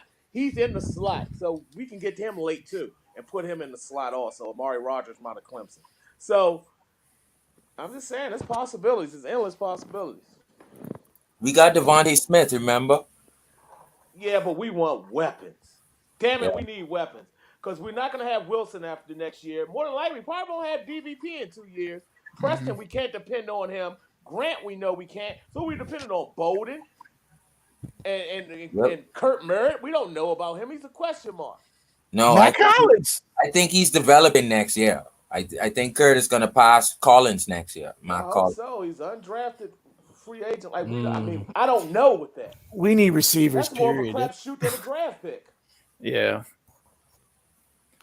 I'm just saying 2-2 right there. You have Sage Sage right there, or we can wait in those other draft picks we got in like 118, 122 for Amari Rogers because we can run him out the slot. So I mean, it's possibilities. So Nico Collins is faster than all of them. Throw that out there. Nico Collins is faster than all of them. But as we see with Jakeem Grant, it isn't always just about speed. You need route running, catching. We should have took linebacker, man. Snowden and I said linebacker. We lost Snowden and Monty. I said linebacker. But they're gone. Linebacker. Yeah, I took Sage. I doubled up on Sage. Okay. Let me check the next linebacking core. Let's go to linebacker. It's not that good. It's not that good. I would rather wait around for like Pete Werner here. Like, look at this. And KJ Britt. I like KJ Britt from Auburn. KJ Britt from Auburn. Yeah, I like KJ Britt. What? Say again? You pick in the next 4 picks, so you can do pretty much what you want. Yeah. That's true. We're gonna get one. Yeah. Prototypical KJ Britt, 6'2", 239. He's a beast. Pete Werner, 6'2". He has more. Look girth. at all those running backs available, and we took Najee Harris in the second round. That's all I'm saying. Hey, stop hating. Stop hating. What is wrong with you, man? Stop hating. I'm just not big. Najee is not a typical running back. He's Superman, bro. What are you talking about? Oh, can we see Najee leading the league in rushing? That's all I'm asking. Najee Harris.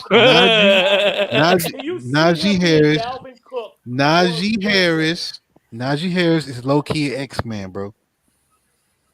Don't sleep. The next biggest back is Javonte Williams, 5'10", 220.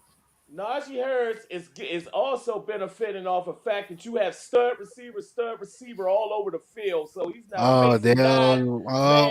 Nope. I'm just I saying. will not have this blasphemy. I'm just saying. I will not have this blasphemy. I just don't see leading rusher in Najee Harris. What did Najee did? What did Najee Harris do to you? What did he Nothing. do I to like the kid. I like the kid. If he was playing you? You don't Dolphins, talk like it.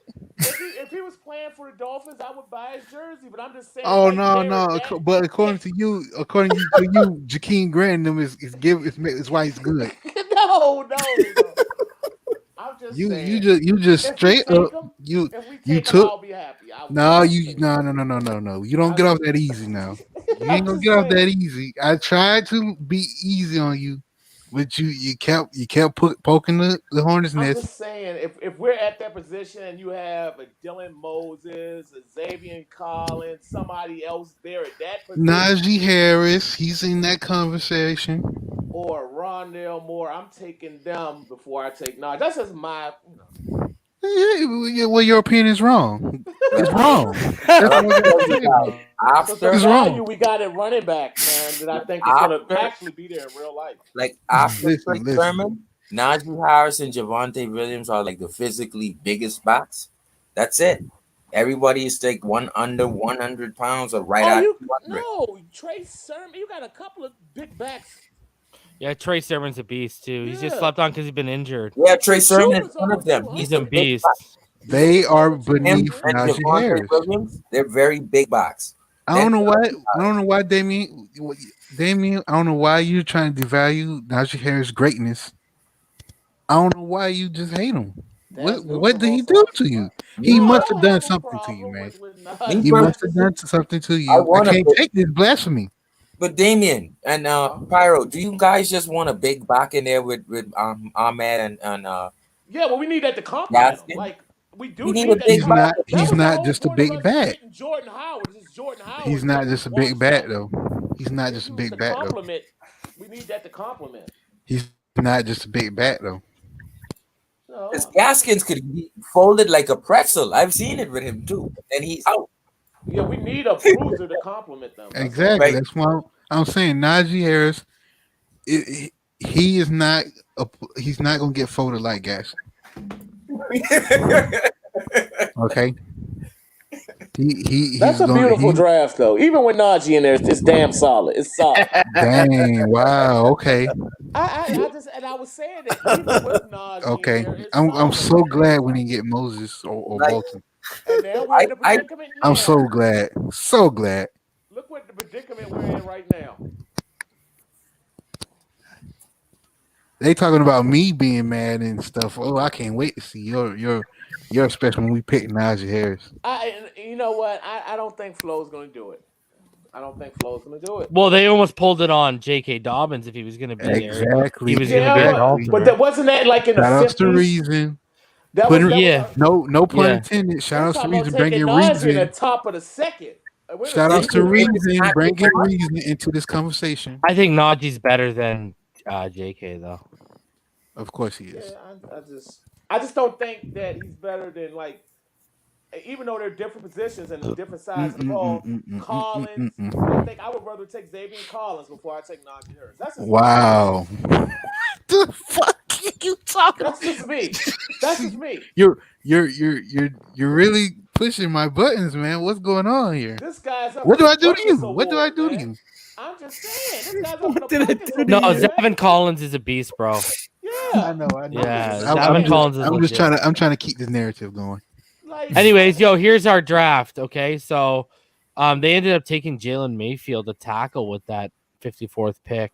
But anyways, Penei Sewell, Devontae Smith, Najee Harris, Landon Dickerson, Sage Surratt, Andre Sisco, and while y'all were answering, I fit in a 6'3", 325-pound defensive tackle who I think he's played zero tech at Purdue.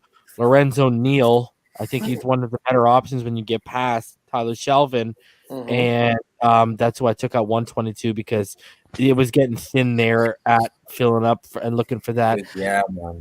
Shout outs to you, Reason, for doing that. Well, me and Damien was, I was trying to check Damien, with that Najee Harris disrespectful. I don't know what. Respect for Najee. No, you don't. No, you don't. Because our running backs this year are doing really good with a very average offensive line. I think Damien makes good points. I'll be happy either way. But imagine what Harris would do with a good offensive line. No, you're right. Both of you make really great points. It's Rhino, don't. I want Najee. Stay out of this. I want Najee. My choice is Najee. I want Najee on this team. I'm all in, baby. Okay.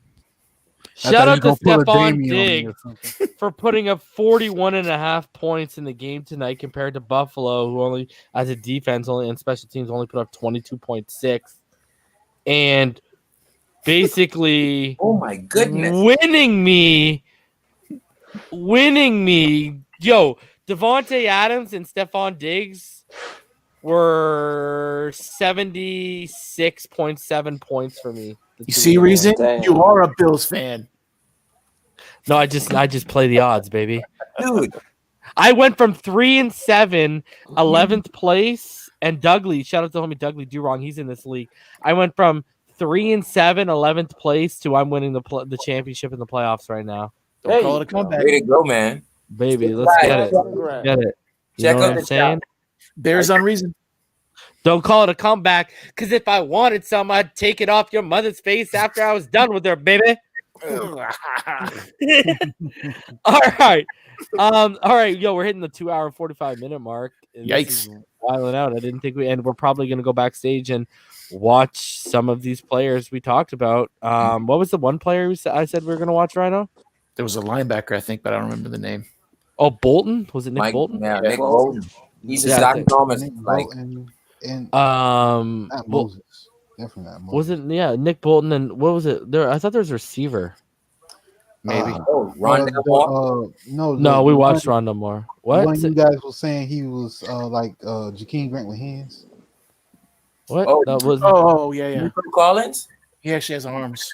It looks like Grant. We're talking about Rondell Moore. Yeah. Okay, we're gonna go, guys. We're gonna go watch some players. I'll be back tomorrow night with Ball Game, and we'll be doing the all 22 breakdown. Until then, final thoughts, Rhino. I have to go use the bathroom. Fins up. Talk to you in a little bit, guys. Hey, Damien. There you go. Damien, what's good? Well, what's good? It was fun doing the mock draft tonight. Hopefully in real life we won't pass down on a great linebacker for a running back that hope it's okay. Lord. But no, I'm just joking. Anyway, you won't. Anyway, it goes, man. We're blessed to be in this position, man. We're going to be 11-5 next week. We're not the Patriots, so the Buffalo Bills are not going to do this to us. We're going to beat them and be 11-5 going into the playoffs with confidence. And we have the 3rd overall pick, and we're going to get the best player in the draft. That's all I got to say, man. Wow. Speak into existence. I want to run through a wall right now, Damien. Pyro, what's good, homie? Well, man, I agree with Damien. We're going to show these Bills what's up. It's about time. You know what? I disagree with Damien. I think that we're just gonna show up, show out. We're gonna take care of business. Sorry, Ravens fans, you're just gonna miss out. Sorry. And I just gotta say that even though Damien disrespected Najee Harris, he put all that blasphemy out for you guys to see, that buffoonery. I still love him. I still have some love for him, man. But just watch your mouth when the draft comes. Just keep it shut. If we pass on them, then we pass on them. Don't try to fan the flames now. I won't. You already got a bonfire right here now. Don't fan the flames and create a bush league now. I don't want no dang forest fire in here, man. But as always, and hey, man. Me saying root against the Texans, especially this weekend. Make sure. Yeah, this is big. Me saying root against the Texans has done something. I put that out there, and you guys, gave us the 3rd pick, man. Shout outs to Bill. Shout outs to Bill Brian, man. I love you. I'm gonna send you some Christmas gifts. Fix you my homemade cocoa. Give you set up Bill O'Brien. Shout out to that early retirement. And as always, guys, and I mean always, I don't care what it is, you got to do it. One more time, guys. One more time. Root against the Texans. Sharif, final thoughts, bro. Oh, well, I just came across this kid, Quentin Bohannon. Yeah. I don't even know if he's eligible, but oh my God. He is 364 pounds from Kentucky, defensive nose tackle. So I'm going to look into him a little more. But fins up. Okay, bro. There you go. Now you know what Sharif is doing tonight, guys. All right. Sharif is getting ready. Trust me. Guys, smash that like button. Subscribe if you haven't yet. If you'd like to donate to the channel, as always, paypal.me/Finside. You can also use a super chat. As always, shout out to each and every one of our 18 Patreons. You can become a Patreon, patreon.com/Finside, the NFL. Rhino, Infinite Trauma, Fake Spike, Shake, Joe B, KL Day, Ramon Casilla, Seth, Mr. Two-Bit, Slim Pickin, Big Time, Red Dino, Marinos Goat, Conflict, Keith Davis, your boy Trev, Josh, and Tranquilize. Appreciate each and every one of you guys. And patchvibes.com. Use code FINSIDE for 20% off. Guys, you can use the code right now, free patch. All right, just type in free patch, and that comes with a free silver. You will get a free patch with your order celebrating the silver season. So go check it out. It's a throwback patch. It's pretty cool. So you can use Finside, but you can also use free patch, and you can go get that free silver season patch from the jerseys. And then, of course, grab official Finside the NFL merch, teespring.com/stores/Finside the Finside the NFL. And then this is the year, 10% off with code Finside. And guys, I'll be back tomorrow night with the homie Mr. Ballgame, and we will break down every single drop back from Tua's performance on Saturday night. But until then, fins up all day, every day, baby. We'll see you tomorrow night, guys.